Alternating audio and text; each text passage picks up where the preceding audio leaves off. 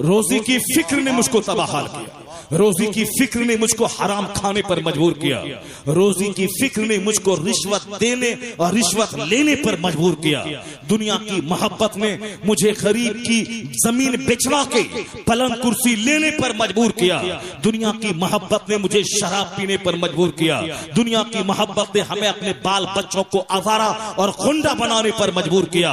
आज जो हमारे बच्चे गुंडा है वह माँ बाप को देखकर गुंडा है। आज जो हमारे बच्चे शराबी हैं वह माँ बाप को देखकर शराबी है।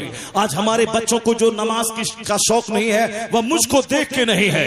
इसलिए हर माँ बाप पे लाजिम है कि वो ऐसा मॉडल बन के बच्चों के सामने पेश करे कि ताकि बच्चा बाप को देखे, उसके नक्शे कदम पे चले। इसलिए कि इस दुनिया में ये कुर्बानी का त्योहार मुझे जबरदस्त पैगाम देता है। जब माँ हो हाजरा जैसी और जब बाप हो इब्राहिम जैसा तो बेटा पैदा होता इस्माइल ज़बीहुल्लाह जैसा। न बाप का कोई जवाब है न बेटे का कोई जवाब है। इस्लामी इन ह्यूमन हिस्ट्री में, इंसानी तारीख में न बाप का जवाब है न बेटे का जवाब है। इसलिए कि सोच जितनी बड़ी होती है उस सोच का असर बच्चों पर पड़ता है।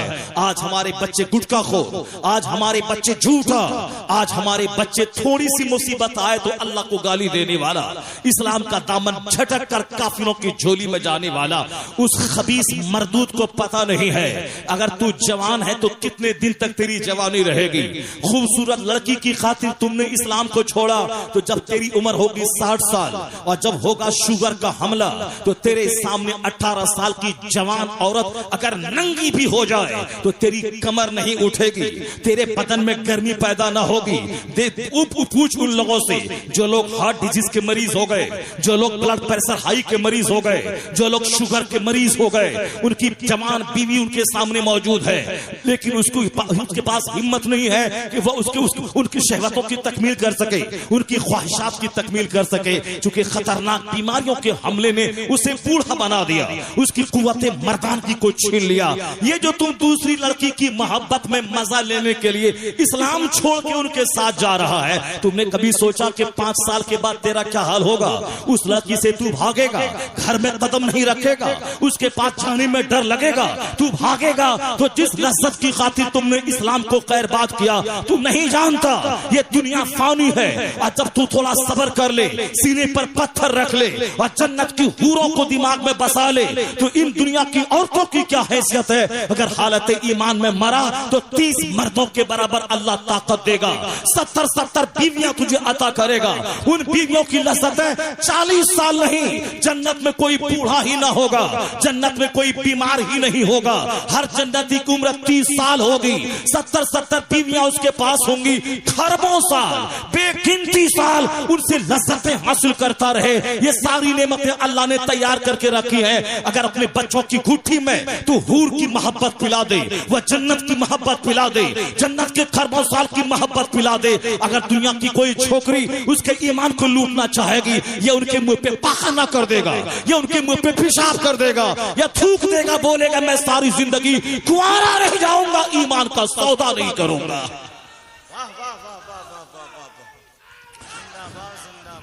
आज हमारे बच्चे इसीलिए काफिर हो रहे हैं कि उन बच्चों को हमने इस्लाम नहीं सिखाया। आज मेरी बेटियां इसीलिए काफिरों के साथ भाग रही हैं कि हमने उन बच्ची की गुट्ठी में इस्लाम नहीं पिलाया, हमने जन्नत की बात नहीं की, हमने हूरो खिलमान की बात नहीं की, हमने कुरान पाक से नजर छुपा के, नजर चुरा के रहा। कुरान की 114 सूरतों में हर सूरत में सिर्फ आखिरत की बात है। कुरान पाक में जन्नत को ले ले, हजारों जगहों पे सिर्फ जन्नत का चर्चा है, हजारों जगहों पे जहन्नम का चर्चा है। चाहे सूरह यासीन उठा के देख ले, सूरह दुखान उठा के देख ले, 29वां पारा सूरह मुल्क से लेके 30वें पारे सूरह नास तक, सारी सूरतों में सूरह मारिज हो, सूरह कयामा हो, सूरह तहर हो, सूरह मुरसलात हो, सूरह नाज़िआत हो, सूरह अम्मा यतसाअलून हो, सब में सिर्फ जन्नत का चर्चा, जहन्नम का चर्चा, कयामत का चर्चा। तो जो चर्चा सबसे ज्यादा कुरान में है, आज वही चर्चा मेरे घर में सबसे कम हो रहा है, सबसे ज्यादा कम है। इन इंजीनियरिंग का चर्चा है, डॉक्टर का बनने का चर्चा है, साहब प्रोफेसर बनाने का चर्चा है, नीट निकालने का चर्चा है, जेईई निकालने का चर्चा है, आईपीएस ऑफिसर बनने का चर्चा है, यूपीएससी कंपटीशन निकालने का चर्चा है, जन्नत का चर्चा ही नहीं। अब वो बच्चा डीएम बना, ईमान खत्म। इंजीनियर बना, अब वो ईमान का वैल्यू छोड़ दिया। उस इंजीनियर बना, उसी दूसरी लड़की के चक्कर में उन्होंने इस्लाम और मुसलमान की मोहब्बत को त्याग दिया। यह 100% कसूर माँ बाप का है जो अपने बच्चों को सिर्फ दुनिया सिखाया, आखिरत की बात नहीं की। तो आज चाहे नेता 1000 चिल्लाए, चाहे 1000 प्रोटेस्ट है, कुछ नहीं होने वाला है। वही होगा कि हर माँ बाप पर्सनली, इंडिविजुअली अपने घर में जब तक वो आखिरत और जन्नत की बात नहीं करेगा और जब तक सबसे ज्यादा कुरान नहीं पढ़ेगा, ना बेटा बचेगा, ना बेटी बचेगी, ना ईमान बचेगा, ना इस्लाम बचेगा। और जिस दिन अपने बाल बच्चों की गुट्ठी में तुमने इस्लाम पिलाया, ईमान की मोहब्बत पिलाई, अपने घर में कुरान पाक पे चर्चा शुरू किया, दुनिया का सारा काफिर एड़ी चूटी का जोर लगा के हमारी बेटी को छीनना चाहे, चाहे 1000 मीटिंग करे, 1000 प्लान बनाए, अपने छोकरों को गली में छोड़ दे, करोड़ करोड़ रुपया देके छोड़ दे, अगर तेरी बेटी पुख्ता मोमिना बन गई तो उसके सामने जो काफिर का बच्चा ऑफर करेगा कि हम इसका ईमान लूट लें, मेरी बेटी उसके चेहरे पे थूक देगी और बोलेगी जालिम, सारी जिंदगी मैं कुंवारी रह जाऊं, ये गवारा है, इस्लाम का सौदा करूं, ये गवारा नहीं है। यही एक रास्ता है अपनी बेटी को बचाने का, अपने बेटों को बचाने का। इसके अलावा कोई रास्ता नहीं है, इसके अलावा कोई रास्ता नहीं है। ना कोई मौलाना इसका जिम्मेदार है, ना कोई बरेली का पीर इसका जिम्मेदार है, ना कोई कछोछा का पीर इसका जिम्मेदार है। अगर बेटी तुम्हारी काफिरों के साथ भाग गई, 100% उसके माँ बाप इसके जिम्मेदार है, 100% ये समाज उसका जिम्मेदार है। और जो ये कहा जाता है कि 6 लाख बेटियां मुसलमानों की दुश्मनों के साथ भाग गई, ये तादाद ऐसे भी झूठी तादाद है। सिर्फ मुसलमानों के मनोबल को तोड़ने के लिए यह बढ़ा चढ़ा के पेश किया जाता है। मैं अक्सर बेशतर कहता हूं यह तादाद झूठी है, क्योंकि मैं हिंदुस्तान के उस बड़े खित्ते में रहता हूं जो मुस्लिम अक्सरियती इलाका है। पूर्णिया, कटिहार, किशनगंज, अररिया, ये हिंदुस्तान का एक मुसलमानों का एक कसरत आबादी वाला इलाका है। उस इलाके में और फिर एक दूसरा इलाका, यह इलाका है वैशाली, मुजफ्फरपुर, सीतामढ़ी, दरभंगा, मधुबनी का और साथ चंपारण का। ये जो जोन है, ये इस जोन में मुसलमानों की एक बड़ी आबादी है बिहार में। ये बता दें, इतने लोग यहाँ बैठे हुए हैं, कितनों को खबर है कि आपके गांव की 10 बेटियां मुसलमानों की दुश्मनान इस्लाम के बेटों के साथ भाग गई? एक भी मिसाल आप नहीं दे पाएंगे। अगर ऐसा है भी तो बरसों में 10, 20, 50 साल के अंदर अगर 2-4 बेटियों के ने ऐसा कदम उठाया तो जो 50 साल में 5 केस कोई माना नहीं रखता। एक बहुत बड़ा इलाका है, वहां 10 केस कोई माना नहीं रखता। जब हमारे जोन में बमुश्किल तमाम ढूंढने से 10 केस मिलते हैं तो पूरे हिंदुस्तान में 6 लाख बेटी कहां से आ गई? यह सिर्फ काफिरों की साजिश है। उसी साजिश में मेरा बंदा बह जाता है और फिर दूसरों से कहने लगता है इतनी बेटियां, वो गलत तादाद है। अलबत्ता 6000 ही मैं मान लूं, 6000 क्यों होगा? यहां तो 6 को भी नहीं जाना था और 6000 बेटियां ही अगर चली गई दुश्मनों की झोली में क्यों गई? और इसलिए गई, उन 6000 में बेशतर घराना ऐसा था जिसके घरों में 24 घंटे टेलीविजन चलता रहता है, जिसके घरों में अजनबी मर्दों का आना जाना होता है, जो थोड़ा सा पैसा कमाया अब गरीब मुसलमानों से दोस्ती नहीं करके वो कुफारो मुशरिकीन से दोस्ती करता है। उनके घर के फंक्शन में कुफारो मुशरिकीन आते हैं, उनकी दोस्ती डकैतों और गुंडों से हो जाती है। अब गुंडों का आना, डकैतों का आना, चड्डी पहनने वाले चोरों का उसके घर में आना, अजनबी मर्दों का आना, जवान बेटियां हैं, अजनबी जवान दोस्त आए हैं, इसकी नजर उस पे पड़ती है, उसकी नजर इन पे पड़ती है, निगाहें 4 होती हैं। फिर वहां टेलीविजन में है प्यार की कहानी, टेलीविजन में है शाहरुख खान और गौरी खान की कहानी, इसका नाम कलमा पढ़ने वाले का, उसका नाम एक मुशरिका का नाम है। तो अब वह कहानी 24 घंटे टेलीविजन पे चलती रहती है। हमारे घर में कुरान तो कम है, आलिम का आना जाना तो कम है, अलबत्ता 24 घंटे शाहरुख की जिंदगी पढ़ना, सलमान की जिंदगी पढ़ना, अमिताभ की जिंदगी पढ़ना, धारावाहिक देखना। तो अब वहां जो देखा जाता है उसी की नकल की जाती है कि मेरा भी कोई यार हो, वह यार दूसरे मजहब का हो चलेगा, मोहब्बत का कोई मजहब नहीं होता। तो जिसके घर में इस्लाम था ही नहीं, न कुरान की तिलावत थी, न आलिमों का आना जाना था, जो आलिमों को गाली देता था, मुसलमानों को गाली देता था, आलिमों को गाली देता था, पीरों के आने जाने को बोझ समझता था। तो जिसके घर में तिलावत न हो, आलिमों का आना जाना न हो, जहां नमाज न हो, अगर उसकी बेटी किसी मुशरिक के साथ भाग गई, उसका बेटा किसी दूसरी गर्लफ्रेंड के साथ भाग गई, तो वहां इस्लाम था ही कहां?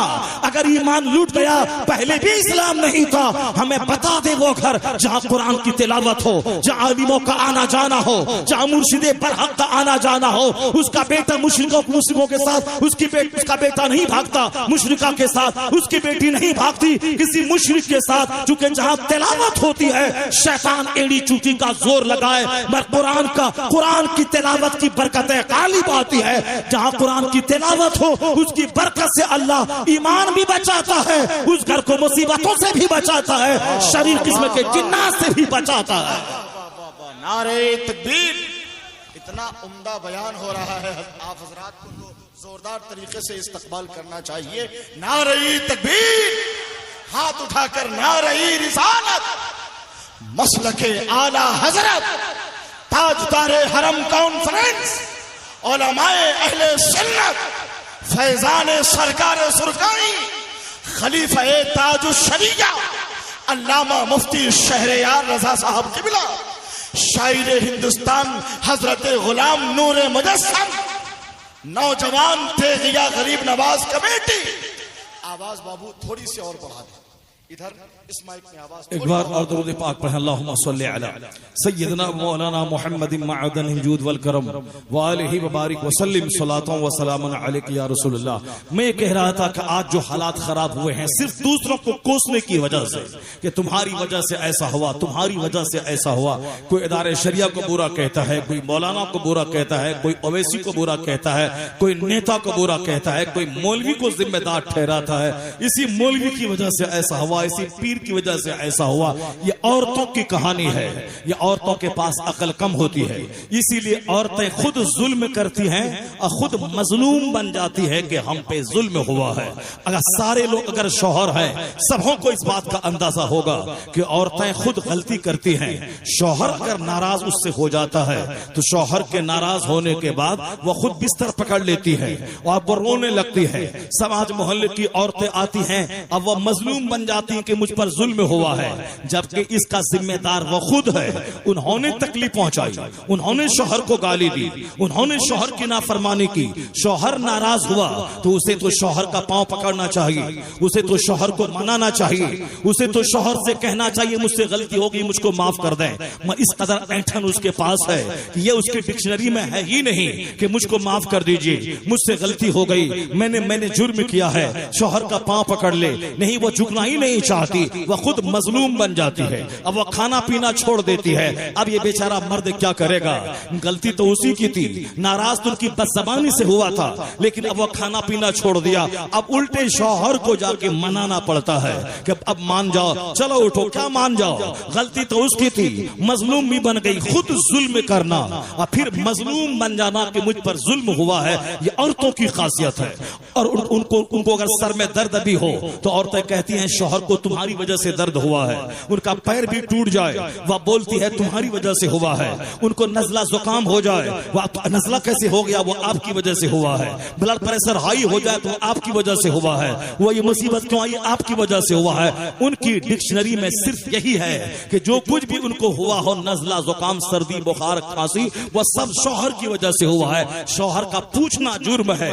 इसलिए एक शौहर ने बोला अब मैं पूछता ही नहीं हूं कि तुम कैसी हो, कि जब भी मैं पूछता हूं कभी नहीं बोलती अल्हम्दुलिल्लाह, अल्लाह का शुक्र है, कभी नहीं बोलती अल्लाह का बेपना एहसान है, मैं अच्छी हूं अल्हम्दुलिल्लाह। वो कभी बोलती ही नहीं, कभी बोलती नाखून में दर्द है, कभी बोलती है गैस हो गई है, कभी बोलती है आंख में दर्द है, कभी दर्द की कहानी उसके पास है। शौहर बोला अब मैंने पूछना ही छोड़ दिया उसको कि तुम कैसी हो। ये औरतों की कहानी है, दूसरों को कोसना, दूसरों को मोहरे इल्जाम ठहराना, दूसरों को कोसना। ये आज धीरे धीरे लोगों की अक्लें छीनी जा जा रही है। ये एक हदीस पाक सुनिए, हुजूर ने फरमाया है आखिर जमाने में लोगों की अक्लें छीन ली जाएंगी। तुनज़उ उक़ूलो अक्सरे ज़ालिका ज़मान, एक जमाना ऐसा आएगा कि लोगों की अक्लें छीन ली जाएंगी, और जब लोगों की अक्लें छीन ली जाएंगी तो लोग कमजोर होंगे। उसी औरतों की खासियत इसमें पैदा हो जाएगी, यानी खुद जुल्म करना और फिर मजलूम बन जाना और दूसरों को कोसना कि आपने अपना जुल्म किया। एक वक्त की नमाज छोड़ना हराम और गुनाह कबीरा है। अगर बंदा गांव में सारे लोग नमाज छोड़े, 100 घर की आबादी है, 5 बूढ़ा नमाज पढ़ता हो, 95 लोग बेनमाजी हो, उस गांव पे तो आग बरस जाना चाहिए। उस गांव पे तो जलजला आके सारे घरों को जमीन में दफन हो जाना चाहिए, क्योंकि जमीन अल्लाह की, आसमान अल्लाह का, हवा अल्लाह की, पानी अल्लाह का, ये सारी नेमतें अल्लाह की। तो सारी नेमतें अल्लाह की मैं इस्तेमाल करता हूँ और काम शैतान का करता हूँ कि हमें नमाज के वक्त में लूडो गेम नजर आता है, हमें नमाज के वक्त में टेलीविजन याद आता है, हमारे नमाज के वक्त में मोबाइल चला के व्हाट्सएप और यूट्यूब पे गंदी फिल्में देखना याद आता है। उस गांव में तो पत्थर बरस जाना चाहिए, उस गांव को तो जमीन में धंस जाना चाहिए। एक वक्त की नमाज छोड़ने से 80 बरस तक जहन्नम की आग में जलना होगा, और एक वक्त की नमाज छोड़ने को अगर अल्लाह पकड़ ले तो सूदे पूरी आबादी को जमीन में धंसा दे। मगर ये अल्लाह का एहसान है कि अपने महबूब के रूखे रोशन को देखकर महबूब के गुनहगार कल गुलामों पर अल्लाह रहम फरमाता है। आसमान से पत्थर नहीं बरसाता, आग नहीं बरसाता, जमीन में जलजला नहीं आता, सारी आबादी नहीं धंसती। तो हमने अल्लाह के अज़ाब को दावत दी। अगर अल्लाह ने हमें आजमाइश में डाल दिया फिर हम मजलूम हो गए, मेरा क्या कसूर था, हमने तो कुछ नहीं किया था, हमने तो कोई गलती नहीं की थी, ये अज़ाब क्यों आ गया? अल्लाह कहाँ है? रसूलुल्लाह कहाँ है? गौसे आज़म कहाँ है? ख्वाजा गरीब नवाज कहाँ है? हुजूर तैक़े अली की करामत कहाँ है? गांव जल गया मुजफ्फरपुर का, तैक़े अली कहाँ है? मस्जिद शहीद हो गई, तैक़े अली कहाँ है? मुसलमानों को जलील कर दिया गया, तैक़े अली कहाँ है? ये बोली किसकी है? ये बोली है ज़िनाकार की, ये बोली है शराबखोर की, ये बोली है सूदखोर की, ये बोली है नमाज छोड़ने वाले की, ये बोली है आलिमों के गाली देने वालों की, ये बोली है मदरसा के उजाड़ने वालों की, ये बोली है खानकाहों को उजाड़ने वाले की, यह बोली है अपने पीर और मुर्शिद को गाली देने वालों की, जिसके घर में ना इस्लामी कल्चर है, जिसकी जबान पे ना इस्लाम है, जिसके बदन पे ना इस्लामी लिबास है, जिसके ना माँ बहन इस्लामी पर्दे में रहती है। और ये बोलता अल्लाह कहाँ है? ये मत बोल के अल्लाह कहाँ है, जालिम, यह बोल के तू कहाँ है, तू कहाँ खड़ा है? अल्लाह तो तेरी शहर रख से ज्यादा करीब है, तू अल्लाह पे भरोसा कहाँ करता? अल्लाह पे यकीन तेरा कहाँ है? तेरा यकीन तो उस हराम जरिए रिस्क पे है, तेरा यकीन तो बाल बच्चों की जवानी पे है, तेरा भरोसा उन कुफार और मुशरिकीन की मुलाजमत पर है, तेरा भरोसा रिश्वत और सूद पे है, तेरा भरोसा शराब की तिजारत पे है, तेरा भरोसा हराम पे है, तेरा भरोसा इन कुफार और मुशरिकीन पे है कि मुलाजमत पे है। तो भरोसा अल्लाह पे है कहाँ? तो तू क्यों बोलता अल्लाह कहाँ है? या मत बोल अल्लाह कहाँ है, गरीबान में झांक के देख ले कि तू कहाँ है। और जिस दिन तू समझ ले कि तू वहां खड़ा है जहां अल्लाह देखना चाहता है, तो हाथ उठाने की जरूरत नहीं पड़ेगी, दुआ मांगने की जरूरत नहीं पड़ेगी। जब तेरा ज़मीर जिंदा हो जाए, तेरी पेशानी सजदारेज हो जाए, अंदर से तू अल्लाह से डरने वाला बन जाए, तो दुआ करने की भी जरूरत नहीं है। इधर दिल में ख्याल आएगा, खुदा की रहमतों की बारिश हो जाएगी। इसी को डॉक्टर इकबाल कहते हैं, खुदी को कर बुलंद इतना कि हर तकदीर से पहले खुदा बंदे से खुद पूछे, बता तेरी रजा क्या है। हाथ उठाने की जरूरत नहीं पड़ेगी, बल्कि दिल में सिर्फ ख्याल आएगा, अल्लाह की रहमतों की बारिश हो जाएगी। अपनी कमी, अपनी कमजोरी, अपनी कोताही पे नजर रखें कि दुनिया में जो कुछ हो रहा है मेरी मुसीबतों आजमाइशों के ताल्लुक से, वह सब मेरे इनफरादी जुर्म की वजह से है, इनफरादी जुर्म की वजह से है। मैं मुजरिम हूं, मैं तो इससे भी बड़ी सजाओं का हकदार था, मगर अल्लाह ने अपने महबूब के सदके में मुझको उस बड़े अजाब से बचाया है। आराम से खा पी रहा हूं। कौन सी तकलीफ है हिंदुस्तान में? 5 वक्त की अजान मस्जिद में हो रही है, कौन सी तकलीफ है हिंदुस्तान में? दूसरों के सारे जलसे बंद हैं, मुसलमानों के जलसे बरसात, मई, जून, जुलाई, अगस्त, सितंबर 12 महीने जलसे हो रहे हैं। रमजान में भी जलसा बंद नहीं होता, बारिश के मौसम में जलसा बंद नहीं होता, मदरसे हमारे बंद नहीं होते, स्कूल कॉलेज में उतने बच्चे नहीं है जितने लाखों बच्चे हमारे यतीम खाना और मदरसों जो ज़कात और खैरात पे चलते हैं, उन मदरसों में बच्चे हमारे पढ़ते पढ़ते हैं। आज दुनिया में ऑर्फेनेज यतीम खाना काफिरों ने बनाया है। वो कहां से सीखा कि मालदारों से पैसे लेकर गरीबों के बच्चों की परवरिश की जाए। अनाथालय उसके यहाँ तस्वुर नहीं था, ऑर्फेनेज का उसका तस्वुर नहीं था, यतीम खाने का तस्वुर नहीं था। पर आज चेन्नई में एक बड़ा यतीम खाना जहाँ हजारों बच्चे वहां पलते हैं, बेंगलोर में ऑर्फेनेज अनाथालय हजारों बच्चे पढ़ते हैं। ये हमसे उन लोगों ने सीखा है। मुस्तफा ने कहा था मालदारों से ज़कात ली जाएगी और गरीबों में तकसीम किया जाएगा।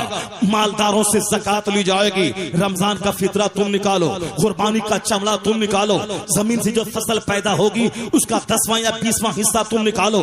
जमीन की फसलों पे ज़कात, यहाँ रमजान में सदक़े फित्र है और साफ सोने चांदी पे ज़कात, माले तिजारत पे ज़कात। ये मुसलमानों के खरबों रुपए जो ज़कात में निकल रहे हैं, इसी से हजारों मदरसे चल रहे हैं, हमारा सिस्टम चल रहा है। इसी को देखकर मुशरिकों ने भी यतीम खाना कायम किया है। मालदारों से चंदा लेना और यतीमों की परवरिश करना, ये इस्लाम का निज़ाम है। ज़कात ने उसको मजाज दिया है अनाथालय चलाने का। हमने दुनिया को तहजीब दिया, हमने दुनिया को कल्चर दिया। तो मेरा बच्चा नंगा कब से हो गया, मेरे लोग बदतमीज कब से हो गए, हमारे लोग बेढंगे कैसे हो गए, हमारे लोग सलीके हयात से महरूम कैसे हो गए। तुमने दुनिया को तहजीब सिखाई, तुमने दुनिया को कल्चर सिखाया, तुमने दुनिया को जीने का नमूना दिया, तुमने दुनिया को सलीके हयात दिया, तुमने दुनिया को एक सिविलाइज जिंदगी गुजारने, एक अच्छी शहरी जिंदगी गुजारने का सलीका दिया। तुम बेढंगे कब से हो गए। इसलिए कौम मुस्लिम दूसरों पे ठेका मत फोड़ कि मौलाना की वजह से, इदारे शरिया की वजह से, ओवैसी की वजह से,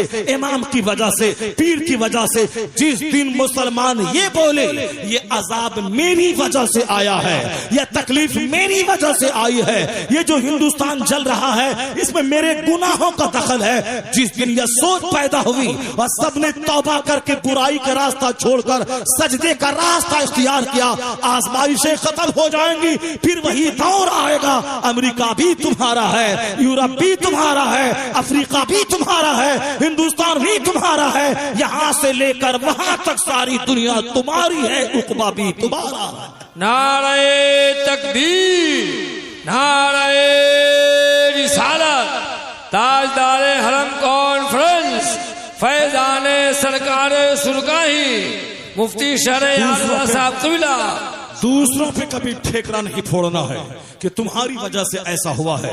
मुसलमानों की सोच आज औरतों जैसी हो गई। मौलाना को मुर्द इल्जाम ठहराना कि मौलवी मौलाना की वजह से ऐसा हो रहा है, नेता की वजह से ऐसा हो रहा है। नहीं, इस्लामी सोच ही है कि हर आदमी यह सोचे मेरी वजह से ऐसा हो रहा है। मैं नमाज नहीं पढ़ता हूं, मेरी वजह से ऐसा हो रहा है। मैं सुबह से लेकर शाम तक दुनिया भर की 1 लाख बातें करता हूं, कुरान हदीस की बात नहीं करता हूं, मेरी वजह से ऐसा हुआ है। मैं मोबाइल 5 घंटे चलाता हूं और 5 मिनट भी कुरान पढ़ने की फुर्सत नहीं मिलती है, मेरी वजह से ऐसा हुआ है। इतना बड़ा मुजरिम या तो चुप खामोश रह, इसके अलावा कुछ मत बोलना, दूसरों पे ठेकरा मत फोड़। अगर जबान खोलनी है या बोल कि मेरी वजह से ऐसा हुआ है। किस कदर अफसोस की बात है कि 5 घंटे मोबाइल चलाना है, फजूलियात का माहिर बनना है, 5 मिनट के लिए भी एक सूरह यासीन जिसकी तिलावत करने वाले को शहादत का मर्तबा अल्लाह देता है।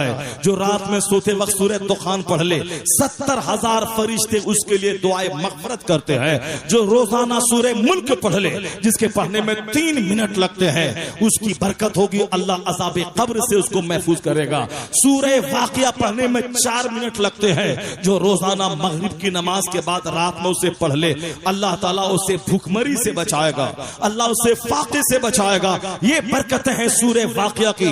जनाब उस्मान गनी ने अब्दुल्ला इब्ने मसूद से कहा था, आपकी बेटियां जवान हैं, मैं उन बेटियों को कुछ माल देना चाहता हूं ताकि उनका बोझ कुछ हल्का हो जाए, मैं उन्हें माल देना चाहता हूं। अब्दुल्ला इब्ने मसूद ने क्या कहा था, उस्मान आपके माल की मेरी बेटियों को कोई हाजत नहीं है, इसलिए कि मैंने अपनी बेटियों को सूरह वाक़िया पढ़ना सिखा दिया है। अल्लाह समद, मैंने अपनी बेटियों को सूरह वाक़िया पढ़ना सिखा दिया है, जिसके पढ़ने में 4 मिनट लगते हैं और हम गरीबी दूर करने के लिए मिस्किन आमिलों के पास जाते हैं, गरीबी दूर करने के लिए साहब झूठे सिफलीबाज लोगों के पास हम जाते हैं। एक तो ऐसे भी गरीबी है और फिर वो 10,000 वो सिफलीबाज हमसे ले लेता है। इस तरह मेरी मुसीबतें और संगीन हो जाती है। इनफरादी जिम्मेदारी कबूल करना होगा कि मेरी वजह से गांव में आग लगी है, मेरी वजह से मेरा गांव बर्बाद हुआ है, मेरी वजह से बरकतें खत्म हुई है, मेरी वजह से आसमान से बारिश नहीं हो रही है। जब समाज का सरबराह, समाज का चौधरी नेक होता है तो उसकी नेकी की वजह से समाज के गरीबों पे अल्लाह रहम फरमाता है। जब समाज का चौधरी नफरतों में जीने वाला हो, जब समाज का चौधरी अय्याश और शराबी हो तो उनकी वजह से गरीबी अजाब की चक्की में पीस जाते हैं। जब बादशाह अपनी पेशानी जमीन पर टेक कर अल्लाह को मनाता है उस वक्त बारिश रहमत को कोई चीज रोक नहीं सकती है। गवाह है इस्लामी तारीख, वो अजबेल या स्पेन की सरजमीन गवाह है। जमाल अब्दुल नासिर जैसा बादशाह वक्त था, वह बादशाह वक्त हुकूमत कर रहा है और बहुत बड़ी जामा मस्जिद में उनके दौर में, उनकी जामा मस्जिद में हजरत मुंजिर बहुत बड़े काज़ी कुज़ात, बहुत बड़े शेख, वह वहां के इमाम थे। इमाम ने देखा कि बादशाह वक्त ने इतना बड़ा महल तामीर करने का मंसूबा बनाया है जिनके जो एक बहुत बड़े शहर पर मुश्तमल हो। अपना घर बनाने के लिए एक बहुत बड़ा कित्ते जमीन को चुना और उन्होंने उसकी तैयारी में इस कदर अपने आप को लगाया कि लगातार कई नमाजें उसकी कज़ा हो गई और जुमा में भी वह पाबंदी से मस्जिद में नहीं आने लगा। एक दिन वह बादशाह वक्त मस्जिद में आया। काजी मुंजिर ने कुरान पाक की आयतों और हदीस के हवाले से मकान बनाने की मजम्मत पर, दुनिया जमा करने की मजम्मत पर एक जबरदस्त खिताब किया। कुरान शरीफ में आया है कि दुनियादार कुफार और मुशरिकीन ये मकानात बनाते हैं, जबकि ये मकानात की हैसियत ऐसी है जैसे किसी ने जमीन में फसल लगाया और वह फसल हरी हो गई। किसान सोचने लगा अब इस फसल पे मेरा कब्जा आया, यहाँ तक कि शाम या सुबह अल्लाह का अजाब आया, सारी फसलों को जला के राख कर दिया, उनका सारा गुरूर चकनाचूर कर दिया। एक छोटा सा अजाब उसके सारी तमन्नाओं को मिट्टी में मिला दिया। कुरान शरीफ में दर्जनों जगहों पे दुनिया के माल की मजम्मत आई है। हदीस में आया है दुनिया मलून व मलूनतुम मा फीहा, यह दुनिया पे लानत की गई है और जो कुछ इस दुनिया में है उस पर अल्लाह ने लानत की है, मगर आलिम और मुतअल्लिम, अल्लाह का जिक्र और जो अल्लाह के जिक्र से करीब करने वाली चीजों उस पर लानत नहीं है। हदीस पाक में आया है दुनिया जीफतुन व तुल्लाबुहा किलाब, यह दुनिया मुर्दार है, उसके तलबगार कुत्ते हैं। जैसे कि मरी हुई बकरी को कोई कुत्ता ही खाता है, इंसान नहीं खाता, उसी तरह हदीस पाक में मुसम्मत की गई है यह दुनिया मुर्दार के मानिंद है, उसके तलबगार कुत्ते हैं। जो नमाज रोजे हज जो ज़कात छोड़कर दुनिया कमाए, जो ज़कात और फितरे के सारे उसूल को ताक पे रख के दुनिया कमाए, जो जन्नत और आखिरत को भूल कर सिर्फ दुनिया कमाए, उसकी मिसाल हदीस में दी गई है मरी हुई बकरी पर रीझने वाला कुत्ता। यह दुनिया मिस्र मुर्दार के है। जनाब काजी मुंजिर ने इस कदर जबरदस्त खिताब दुनिया की मजम्मत पे किया कि सारे मस्जिद के नमाजी समझ गए कि आज खिताबत का सारा जोर बादशाह वक्त पे सर्फ किया जा रहा है। चुनांचे नमाज खत्म होने के बाद बादशाह निकला, सीधे अपने महल में पहुंचा। जब महल में गया अपने जवान बेटे से कहा कि आज मुझे काजी मुंजिर ने जलील कर दिया है, आज मुझे काजी मुंजिर ने रुस्वा कर दिया है, अब मैं आज के बाद से इनके पीछे नमाज पढ़ने जुमा की नहीं जाऊंगा, मैं आज से इनके पीछे नमाज जुमा की नहीं पढ़ूंगा। उनके बेटे ने क्या कहा, ये तो गुस्सा था, उन्होंने तनकीद की, इस्लाम का सही चेहरा दिखलाया। बादशाह वक्त था, गुस्सा उसको आया, इंसान होने के नाते गुस्सा आना तो फितरी बात थी, उन्हें गुस्सा आया।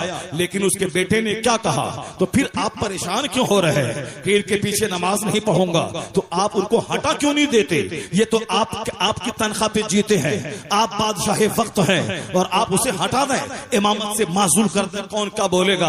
आप कहते मैं इनके पीछे अब नमाज नहीं पढ़ूंगा, उन्होंने तकलीफ पहुंचाई है, तो आप इनको हटा क्यों नहीं देते। उनके वालिद गिरामी ने एक हाथ अपने बेटे पे इशारा किया, खबरदार दोबारा मत बोलना इस तरह की बात है। भले ही उन्होंने मुझको सख्त और सुस्त सुनाया है, मगर हक बोलने वाले लोग अगर नहीं रहे तो फिर दुनिया का निजाम कैसे चलेगा। वह यह हक शनास बादशाह था। उनको तकलीफ हुई, उन्होंने कहा कि अब मैं जुमा पढ़ने यहाँ नहीं आऊंगा, लेकिन इस काजी को हटाऊंगा नहीं, चूंकि जहां चापलूस किस्म के लोग मौजूद हैं वहां कोई तो है जो हक बोलने वाला है, वहां कोई तो है जो हक बोलने वाला है। काजी मुंजिर को हटाया नहीं, जाकर अपने बेटे को डांटा, खबरदार ऐसा मशवरा फिर कभी मत देना। उन्होंने मेरे खिलाफ तकरीर की है, उन्होंने मुझको हक का आईना दिखलाया है, मेरा जमीर मरा नहीं है। उन्होंने जमाल अब्दुल नासिर ने क्या कहा, उन्होंने उनके कहने का मतलब था मैं उतना मरा नहीं हूं कि मेरे खिलाफ तकरीर की तो मैं उसको हटा दूं। अगर इस तरह के हक बोलने वालों को हटा दूं तो फिर दुनिया में हक बोलने वाला कौन रहेगा। बादशाही वक्त ने उसको नहीं हटाया। एक बार जबरदस्त कहत छाया उस मुल्क में और बारिश बंद हो गई, लोग यहां तक के जानवर चारे को तरस गए। इस कदर बारिश रुक गई कि कहत साली का शिकार सारा मुल्क हो गया। बादशाह बेचैन था, उसको नींद नहीं आ रही थी। कभी वो घर में सजदा करता, कभी वो सारा बिस्तर हटा के मिट्टी पे पेशानी रगड़ता और अल्लाह से रो रो कर भीख मांगता। उन्होंने एक अपने कासिद को बोला, जाओ काजी मुंजिर से कहना वह दुआ करे कि अल्लाह बारिश रहमत का नुज़ूल फरमा दे। दिल जिंदा कैसे रहता है। आज हम नफरतों में जीते हैं। इमाम मेरे घर में फातिहा नहीं पढ़ा, उसे फौरी निकाल दे, और उसे फौरी निकाल दे।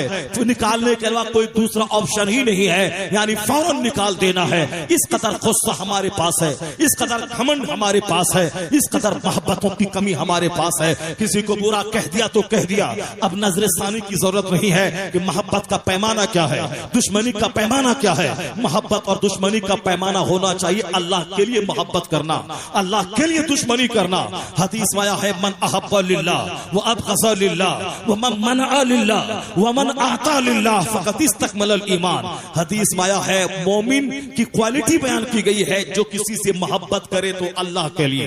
न समझी लगाना है तो 50 बार सलाम करना है, कर्ज लेना है तो 50 बार उसके दरवाजे पे चाय पीने के लिए जाके मीठी मीठी बातें करना है, और आखिर में 5 दिन के बाद 5 लाख रुपए कर्ज मांग लेना है। फला जमीन खरीद रहे हैं, 5 लाख रुपए घट रहे हैं। ये जो 10 दिन का सलाम था, या 10 दिन जो उनके घर में आना जाना था, वो इसीलिए था कि 5 लाख रुपए उनसे उनको लेना है। और जैसे ही वो नहीं दिया, अब सलाम बंद, सलाम का जवाब देना बंद। मेरी दुश्मनी का मेयार मफाद है, मेरी दोस्ती का मेयार मफाद है। मगर मफाद हो तो दोस्ती है, अगर मफाद के खिलाफ हो तो दुश्मनी है। हम सलील हो गए। जो इंसानी क्वालिटी है, सीने पर सब्र का पत्थर बांधकर हक को हक कहना, गलत को गलत कहना, ये जो क्वालिटी अरब के लोगों में थी, ये क्वालिटी अल्लाह के वलियों में थी। आज हम लोग डगरा के बैगन की तरह कभी सुबह उधर शाम उधर, जालिमों का मुंह देखना, उसकी झोली में चला जाना, मुंह देखकर गांव देहात में फैसला करना, इसी नफरतों ने जिंदगी का मजा छीन लिया। आज घर घर में एक दूसरे के लिए नफरतें हैं, पीठ में खंजर भोंकने को सारे लोग तैयार हैं। इन नफरतों ने ईद की लज्जतें खत्म कर दी, इन नफरतों ने बकरीद की मोहब्बत खत्म कर दी। पहले गांव में एक मेहमान आता था तो सारे गांव के लोग उसे अपना मेहमान समझते थे। उस साहिबे खाना को जिल्लत से बचाने के लिए कोई दाल भेज देता था, कोई मुर्गी भेज देता था, कोई अंडा भेज देता। सारा सामान दस्तरखान पे सज गया, पता ही नहीं चला सामान कहां से आ गया, क्योंकि सारे लोग अब उनकी बेइज्जती को अपनी बेइज्जती समझते थे, सारे लोग उनकी इज्जत को अपनी इज्जत समझते थे। यहाँ तो बाप बेटे में दुश्मनी, दामाद समधी में दुश्मनी, पड़ोसी पड़ोसी में दुश्मनी, ये समाज रहने के काबिल नहीं रह गया। कयामत की निशानी है कि मोहब्बतें खत्म हो जाएंगी। एक दूसरे की पीठ में खंजर घोंपने वाला मुनाफिक तो समाज में रह जाएगा। जबान पे कुछ रहेगा, दिल में कुछ रहेगा। जबान पे तो चापलूसी की बातें रहेंगी और दिल में निफाक है। जबान से बोलना वाह साहब वाह, अल्लाह ने आपके बेटे को नौकरी दे दी, और दिल में इस कदर मलाल है, रंज है कि क्यों इसके बेटे को नौकरी हो गई। ऐसे ही दो रुखा, ऐसे ही खसीस और रसील किस्म के लोगों से समाज भरता हुआ चला जा रहा है। मैं कभी कभी गुस्से में कहता हूं, जो क्वालिटी के एतबार से रजील है, जो क्वालिटी के एतबार से खसीस है, जो आदमी कहलाने के काबिल नहीं है, जिसकी जबान पे कुछ है और जिसके दिल में कुछ है, इतना बड़ा मुनाफिक, ये मुनाफिक दोस्ती के काबिल है। इन मुनाफिकों की वजह से तुम असर की नमाज के बाद चाय की दुकान पे 2 घंटे का टाइम बर्बाद करते हो। चाय की चुस्की लेना, उनकी गिबत सुनना, उनकी हाँ में हाँ मिलाना, ये मुनाफिक, ये खसीस दोस्ती के काबिल है। ये उनकी सोहबत के काबिल है। नमाज पढ़ने के बाद मस्जिद से बाहर निकल के बैठ गया जो बेनमाजी है, जिन्होंने नमाज नहीं पढ़ी है, जिन्होंने अल्लाह के कानून को तोड़ा है, उनके साथ 1 घंटे तक बातें हो रही है। इन दुनियादारों से बातें करना, दोस्ती करना, उनके साथ चलना, फिर अल्लाह आजमाइश में में डाले तो कहना कि अल्लाह कहाँ है। जालिमों के साथ जो एक कदम चलता है वो अभी जालिमों में शुमार होता है, जो जालिमों से मुस्कुरा के मिलता है वो अभी जालिमों में शुमार होता है। यह जानने के बावजूद ये शख्स ज़नाकार है, ये शख्स सूदखोर है, ये शख्स रिश्वत लेने वाला है, ये शख्स हरामखोर है, उसके बावजूद उनके घर में जाना, 2 घंटे तक रहना, उसकी सारी गीबत और शिकायत चुगलखोरी को सुनना, उनकी हाँ में हाँ मिलाना, ये खुद जुल्म है। गीबत करना भी हराम और गीबत का सुनना भी हराम, जुल्म करना हराम, उस जालिम का साथ देना हराम। तो ये बता दे कि मस्जिद में मन नहीं लगता और चाय की दुकान पे उन झूठों की महफिल में दिल लगता है, यह दिल बीमार की अलामत है कि दिल बीमार हो गया है। जो अल्लाह का नहीं, जो मस्जिद मदरसे का नहीं, जो मुस्तफा का नहीं, वह तेरे दोस्ती के काबिल भी नहीं है। उससे बेहतर था 1 घंटा जो चौराहे पे इन भेड़ियों के साथ रहना था, वह 1 घंटा मस्जिद में गुजारते, 1000 बार दुरूद पढ़ते तो तेरा नाम अमाल करोड़ों नेकियों से सजाया हुआ हो जाता। ये आज की दोस्ती कोई दोस्ती है? इन भेड़ियों से क्या दोस्ती करना, इन बेनमाजियों से क्या दोस्ती करना, ये ज़बान और दिल के मुनाफिक से क्या दोस्ती करना। जो अल्लाह रसूल का नहीं है वह तुम्हें भी कुछ नहीं देगा। इसे दोस्ती नेक लोगों से कर। हुजूर ने फरमाया है ला तुसाहिब इल्ला मोमिना, दोस्ती मत कर मगर मोमिन से, मोमिन कामिल से जिसका किरदार मोमिनाना हो। वाला याकुल तहामक इल्ला तकी, अपना दस्तरखान मत बिछाना मगर नेक लोगों के लिए। दस्तरखान पे नेक लोगों को बिछा। डकैत खाएगा तो तेरी रोटी खा के डकैती करेगा और तू भी मुजरिम समझा जाएगा। अगर गुस्ताखे रसूल को ज़कात देगा और वह ज़कात खा के उसका बच्चा पढ़ा और बोला कि या नबी सलाम अलैह कहना शिर्क है, उस जुर्म में तुम भी शरीक समझा जाएगा, क्योंकि तेरी रोटी खा करके वह गुस्ताखे रसूल बना है। इसलिए सोच समझकर ज़कात की रकम उसे दे जो मुस्तफा का वफादार है, जो रसूल पाक की ताज़ीम करने वाला है, जो सरकार दो जहां का चर्चा करने वाला है। अपना दस्तरखान पे उसको खाना खिला जो नमाजी है, जो मुत्तकी है, जो गांव का इमाम है, जो मौसिन है, जो मदरसा मस्जिद में दीन की खिदमतें करता है। इतना तो सोच लिए मेरा भतीजा जरूर है मगर मैं नमाज कभी पढ़ता हूँ कभी छोड़ता हूँ, ये पाबंदी से 5 टाइम मस्जिद में पढ़ाता है। इसलिए मेरा अमल इनका अमल दोनों कभी बराबर ना होगा। मैं तो 4 टाइम का नमाजी हूँ, फजर की नमाज आदतन छोड़ता हूँ और ये तो फजर से पहले जाके तहज्जुद भी पढ़ता है, 5 नमाज़ें मस्जिद में सफ़े अव्वल पे पढ़ता है। इस नुक्ते नजर से वह गरीब क्यों न रहे, वह मेरा भतीजा क्यों न रहे, उसके कैरेक्टर को देखेगा तो मोहब्बत पैदा होगी। अगर भाई भतीजा बात किया तो ये मेरे फला का बेटा है जिनका बाप गाय चराता था, फिर वो मोहब्बत पैदा ना हो पाएगी। किरदार को देख, दस्तरखान नेकों के लिए बुझा, वह दुआ करेगा, उनकी दुआओं से बलाएं टलेंगी। वह नमाज पढ़ेगा, उसकी नमाज पढ़ने में तेरी रोटी की ताकत शामिल होगी। जिस तरह जालिमों का चेहरा देखने से दिल अंधा होता है, बेनमाजी का मुंह देखने से दिल अंधा होता है, उसी तरह नमाजी का चेहरा देखने से दिल रोशन होता है, आलिमों का चेहरा देखने से दिल रोशन होता है। जब नजर उठे डकैत पर न पड़े आलिमों पे पड़े। गांव समाज में मोहब्बतें थी पहले, हुजूर ने इसी मोहब्बत पे जोर दिया था। कयामत की निशानी है कि मोहब्बत खत्म हो जाएगी। मोहब्बत कायम होगी कैसे? सिर्फ बोलने से कायम होगी नहीं होगी, उसके लिए कदम आगे बढ़ाना होगा। हुजूर फरमाते हैं ला तदखुलूनल जन्नत हत्ता तुमिनू, you will not enter paradise until believe, यानी जब तक कि ईमान नहीं लाओ उस वक्त तक तुम जन्नत में दाखिल नहीं होगे। You will not be believer until you love together one another, उस वक्त तक मोमिन नहीं बनोगे जब तक कि एक दूसरे से मोहब्बत न करो। हुजूर कहते हैं जन्नत में जाएगा मोमिन, और मोमिन वह होगा जो आपस में एक दूसरे से मोहब्बत करता हो। नफरतों की खेती करने वाला, अपने मकान अपनी आमदनी में मगन रहने वाला, यह सामने वाले गरीब मुसलमान की औकात क्या है, मैं क्यों सलाम करूं, मैं क्यों उसके यहाँ जाऊं, वह मेरे यहाँ आएगा। कुल्लो मोमिन इख्वा, दुनिया के सारे मुसलमान भाई हैं। इन्नमल मुस्लिम मोमिनून इख्वा, सारे मोमिन भाई भाई हैं और हर कोई अपने भाई की इज्जत और एहतराम करे। मोमिन होने के नाते अरबपति और मजदूर दोनों बराबर है। वहां दौलत और मकान को कभी सामने न लाए, इसलिए घमंड ने मोहब्बतों को लूट लिया। मुस्तफा कहते हैं जन्नत में नहीं जाओगे जब तक कि मोमिन न बन जाओ, और मोमिन नहीं बनोगे जब तक कि आपस में एक दूसरे से मोहब्बत न करो। स्कूल उजड़ गया, 5 टीचर आते हैं अपनी तनख्वाह में मस्त है कि 1 लाख महीना मैं कमाता हूं, क्यों दूसरे से बात करो। सारी जिंदगी जानवर की तरह उजड़े रहे और नफरतों के जंगल में रहा और मर गए। मोहब्बत का मजा नहीं मिला। मोहब्बत का मजा वहां मिलता है जहां सारे लोग एक दूसरे से राहत महसूस करते हैं, एक दूसरे को इज्जत देते हैं, एक दूसरे की कदर करते रहते हैं। और फिर मोहब्बत जहां होती वहां बीमारियां नहीं होती, मोहब्बत जहां होती है चेहरे पे मुस्कुराहट होती है, मोहब्बत जहां होती है वहां बेशुमार बीमारियों का दाखिला नहीं होता। हुजूर फरमाते हैं मोमिन नहीं बनेगा जब तक कि एक दूसरे से मोहब्बत न करो। तो अपने ईमान को बचाने के लिए पड़ोसी से मोहब्बत जरूरी है, अपने ईमान को बचाने के लिए अपने गरीब भाइयों से मोहब्बत जरूरी है, ईमान बचाने के लिए मालदारों से भी मोहब्बत जरूरी है। ये नहीं कि वो मालदार है तो अपने पास है, मैं क्यों उसके पास जाऊं, वो अरबपति है तो अपने घर में रहे, मैं गरीब हूं तो मैं अपने घर में रहूं। ये भी एक तरह का घमंड है। एक तो अल्लाह ने गरीब बनाया है, उसके बाद वो मगरूर अपने आप को बना रहा है। आया है हदीस पाक में कि 3 लोगों को सख्त अजाब होगा, अल्लाह कयामत के दिन उसकी तरफ निगाह रहमत से नहीं देखेगा, अल्लाह ताला उसको पाक नहीं करेगा, ला युज़क्कीहिम, अल्लाह उसे सुथरा नहीं करेगा, वला युकल्लिमुहुमुल्लाह, अल्लाह उसे कयामत के दिन बात नहीं करेगा, वलहुम अज़ाबुन अलीम, उसके लिए दर्दनाक अजाब है। उन 3 में से एक है, वो कौन? आइलुन मुस्तकबिरुन, यानी गरीब जो मुतकब्बिर हो, इसके पास दौलत भी नहीं है, उसको तो ऐसे ही सॉफ्ट रहना चाहिए, उसको ऐसे ही नॉर्मल रहना चाहिए कि सामने वाला अरबपति है, मैं गरीब मजदूर हूं, तो मजदूरी की वजह से उसका दिल नर्म रहता कि मेरे पास दौलत नहीं है। मालदार के पास तो दौलत है, यह दौलत एक उसके लिए एक जरिया है उसके दिल में गुरूर पैदा करने का, दौलत की वजह से गुरूर आ ही जाता है। मगर ये मगरूर क्यों है? जिसके पास न रहने को घर है, जिसके पास न कोई आमदनी का मुस्तकिल जरिया है, जिसके पास और न कोई आमदनी है, फिर ये मगरूर क्यों है? गरीब मुतकब्बिर, उस क़यामत के दिन सख्त अजाब अल्लाह देगा।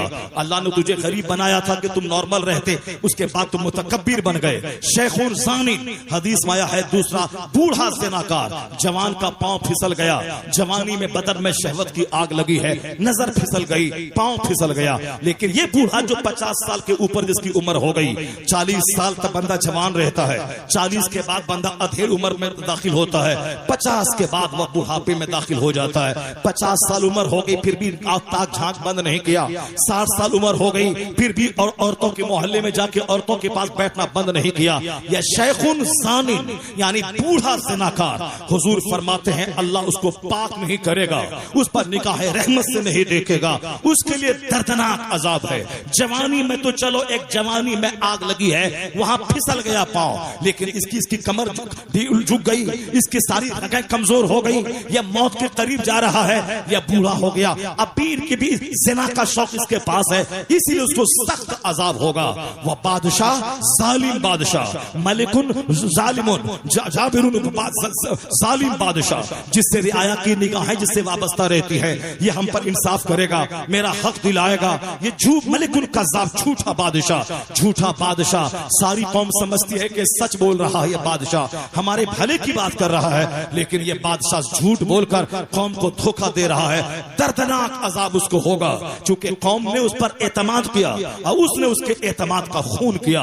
बूढ़ा ज़िनाकार। और तीसरा है वह गरीब मुतकब्बिर, माल भी नहीं है और सीने में घमंड है, तो इसलिए मालदार के पास भी अगर पड़ोसी है तो जाए और अपने सीने पर पत्थर रख ले, मोहब्बत का मुजाहरा करके जाए मालदार के पास, मालदार भी गरीब के पास जाए, उनको सलाम करे, उनके घर में बैठे। हुजूर फरमाते मोमिन नहीं बनेगा जब तक कि एक दूसरे से मोहब्बत न करो। तो ईमान सबसे बड़ी दौलत, उस दौलत को बचाने के लिए मोहब्बत जरूरी है। ऐसा नहीं कि हम नहीं जाएंगे मेरा क्या बिगड़ेगा, तेरा यही बिगड़ेगा कि ईमान लूट जाएगा, तेरा यही बिगड़ेगा कि मरते वक्त ईमान से तू महरूम हो जाएगा, तेरा यही बिगड़ेगा कि तू उस गरीब से चिढ़ेगा, ईमान की बरकतें खत्म हो जाएंगी।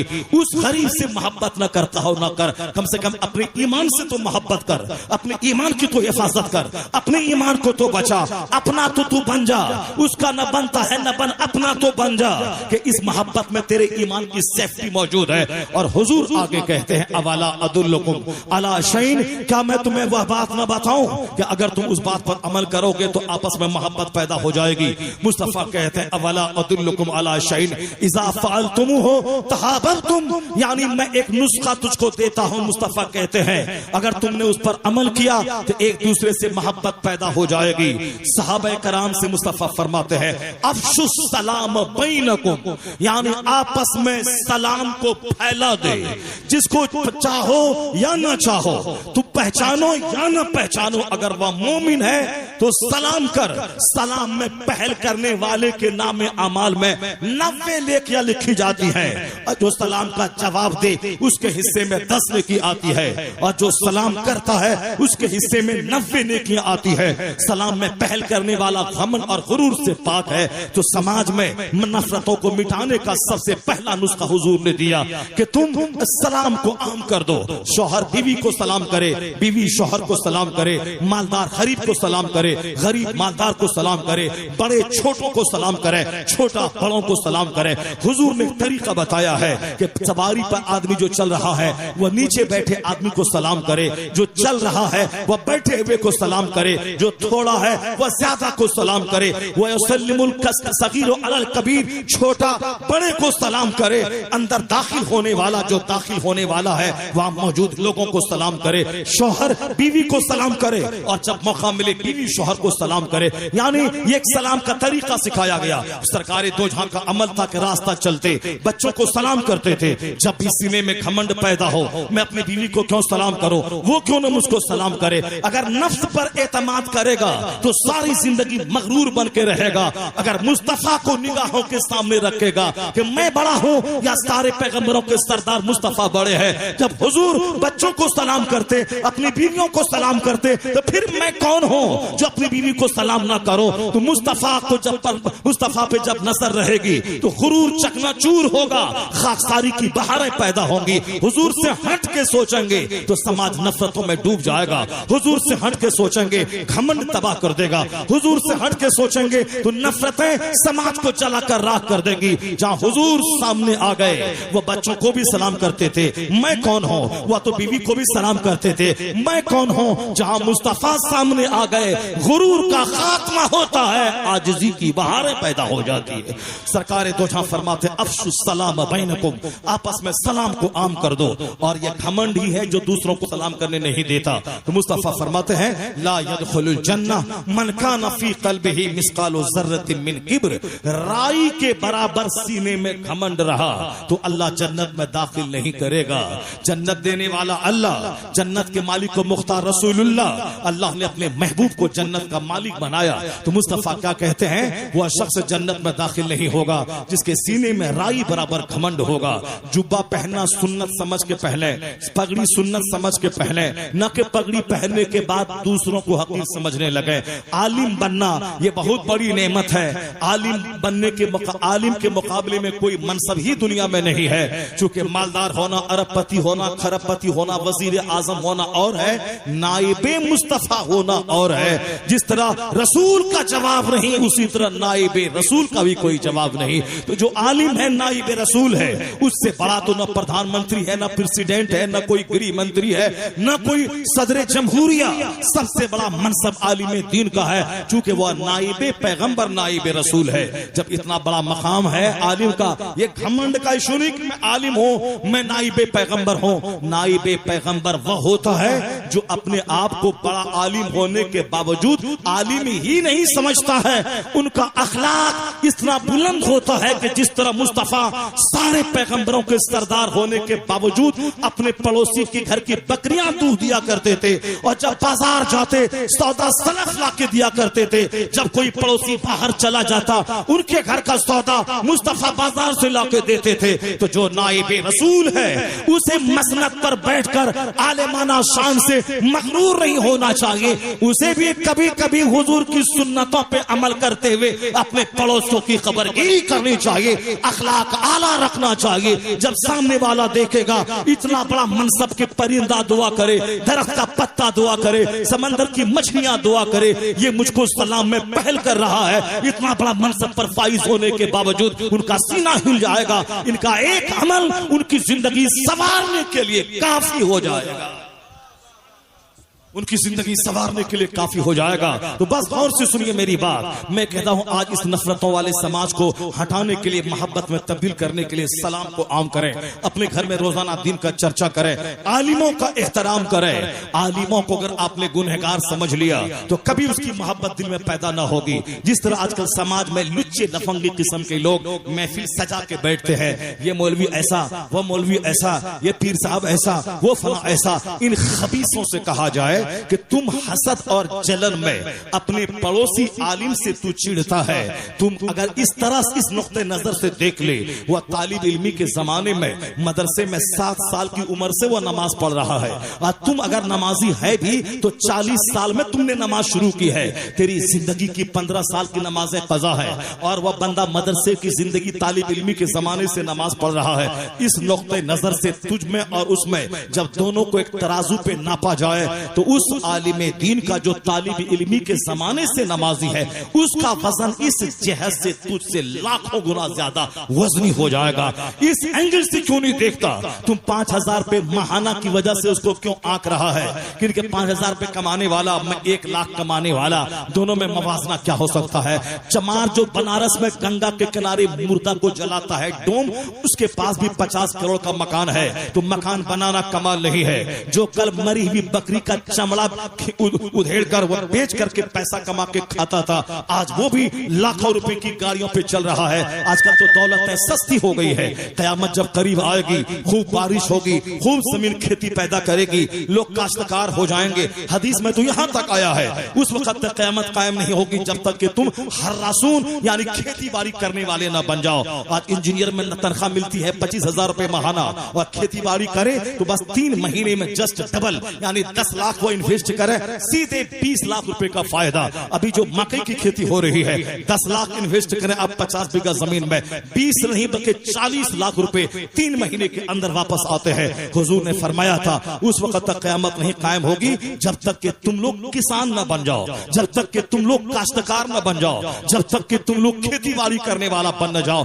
अरब में खेतियां होंगी, अरब में नहरें बनाई जाएंगी, अरब में पानियों की रेल पेल होगी, अरब में काश्तकारी होगी। ये कयामत की अलामत है। आखिर जमाने में ज़कात लेने वाला कोई नहीं रह जाएगा। अभी कुर्बानी पहले कोई गोश्त लेने वाला नहीं, गोश्त देने वाला कोई नहीं मिलता था, और आज तो इतने गोश्त लेने वाला कोई नहीं मिलता। गोश्त सड़ रहा है। खुद हमारे गांव में इतने लोगों ने कुर्बानियां की, कोई लेने वाला नहीं। 2-4-10 केजी गोश्त तो मेरे यहाँ लोगों ने महक की वजह से फेंक दिया। खुद मेरे यहाँ 3 गाय ज़बह हुई। पड़ोस में पूरा गांव, जहां पूरे गांव में साहब 1 बकरा ज़बह ना होता था, आज उस गांव में 100-100 बकरे ज़बह हो रहे हैं। जिस गांव में कभी बड़ा जानवर 5 होता था, आज वहां 100-100 बड़े जानवर ज़बह हो रहे हैं। क्या मतलब ये निकला कि आज गोश्त की रेल पेल है, कोई लेने वाला नहीं है। फ्रिज में अगर लाइन गायब रहे तो आदमी उसको गोश्त को सड़क के खेत में गाड़ देता है। आज बकरे 10-10 लाख 10-10 हजार में, 1-1 लाख में लोग बकरा खरीद रहा है। 25-25 हजार में बकरा खरीदता आम आदमी। दौलतों की रेल पेल है। तो दौलत ज्यादा होना ये खुशबख्ती की दलील नहीं कि हमारे पास पैसा है, मैं बहुत अल्लाह का चहीता हो गया। नहीं, आखिर जमाने में जलीलों को दौलत दी जाएगी, जिसका अल्लाह के नजदीक कोई मकाम नहीं है, अल्लाह के नजदीक कोई इज्जत नहीं है, उसको अल्लाह बेपनाह दौलतें देगा। इसे दौलत ज्यादा होना इस बात की दलील नहीं कि अल्लाह मुझसे राजी है।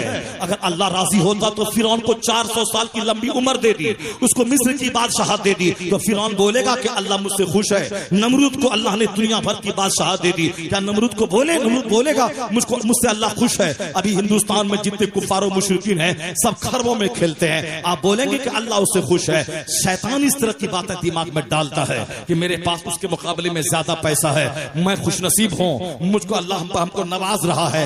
अल्लाह नवाज नहीं रहा है, अल्लाह तबारक व तआला आखिरत की नेमत काट के दुनिया ही में दे रहा है। तुझे जहन्नम में डालना चाहता है तुम्हारी बदअमली की वजह से। इसलिए जो भी थोड़ी बहुत नेकी यहाँ हुई उसका बदला यही दे देता है। तुमने गरीब को 50 रुपए दिया, अल्लाह ताला 5000 यही दे देता है। और जो नेकी करता हो, मुफलिसी में रहता हो, जो नेकी करता हो, गुर्बत में रहता हो, नेकी करता हो, बीमार रहता हो, नेकी करता हो, बज़ाहिर मुफलिस रहता हो, ये जान ले उसकी सारी नेकियों का बदला मिला के जन्नत में दिया जाएगा। अल्लाह कहेगा कि मैं तुझको जलील करने के लिए गुर्बत नहीं दी थी, आज यहाँ मेरे यहाँ जो इतना बड़ा मकाम है इसीलिए वहां में मैंने गरीबी दी, तूने सब्र किया, उसी सब्र का इनाम है कि बेहिसाब नेमतों की बारिश होती चली जाएगी। ये जाहिलाना सोच है।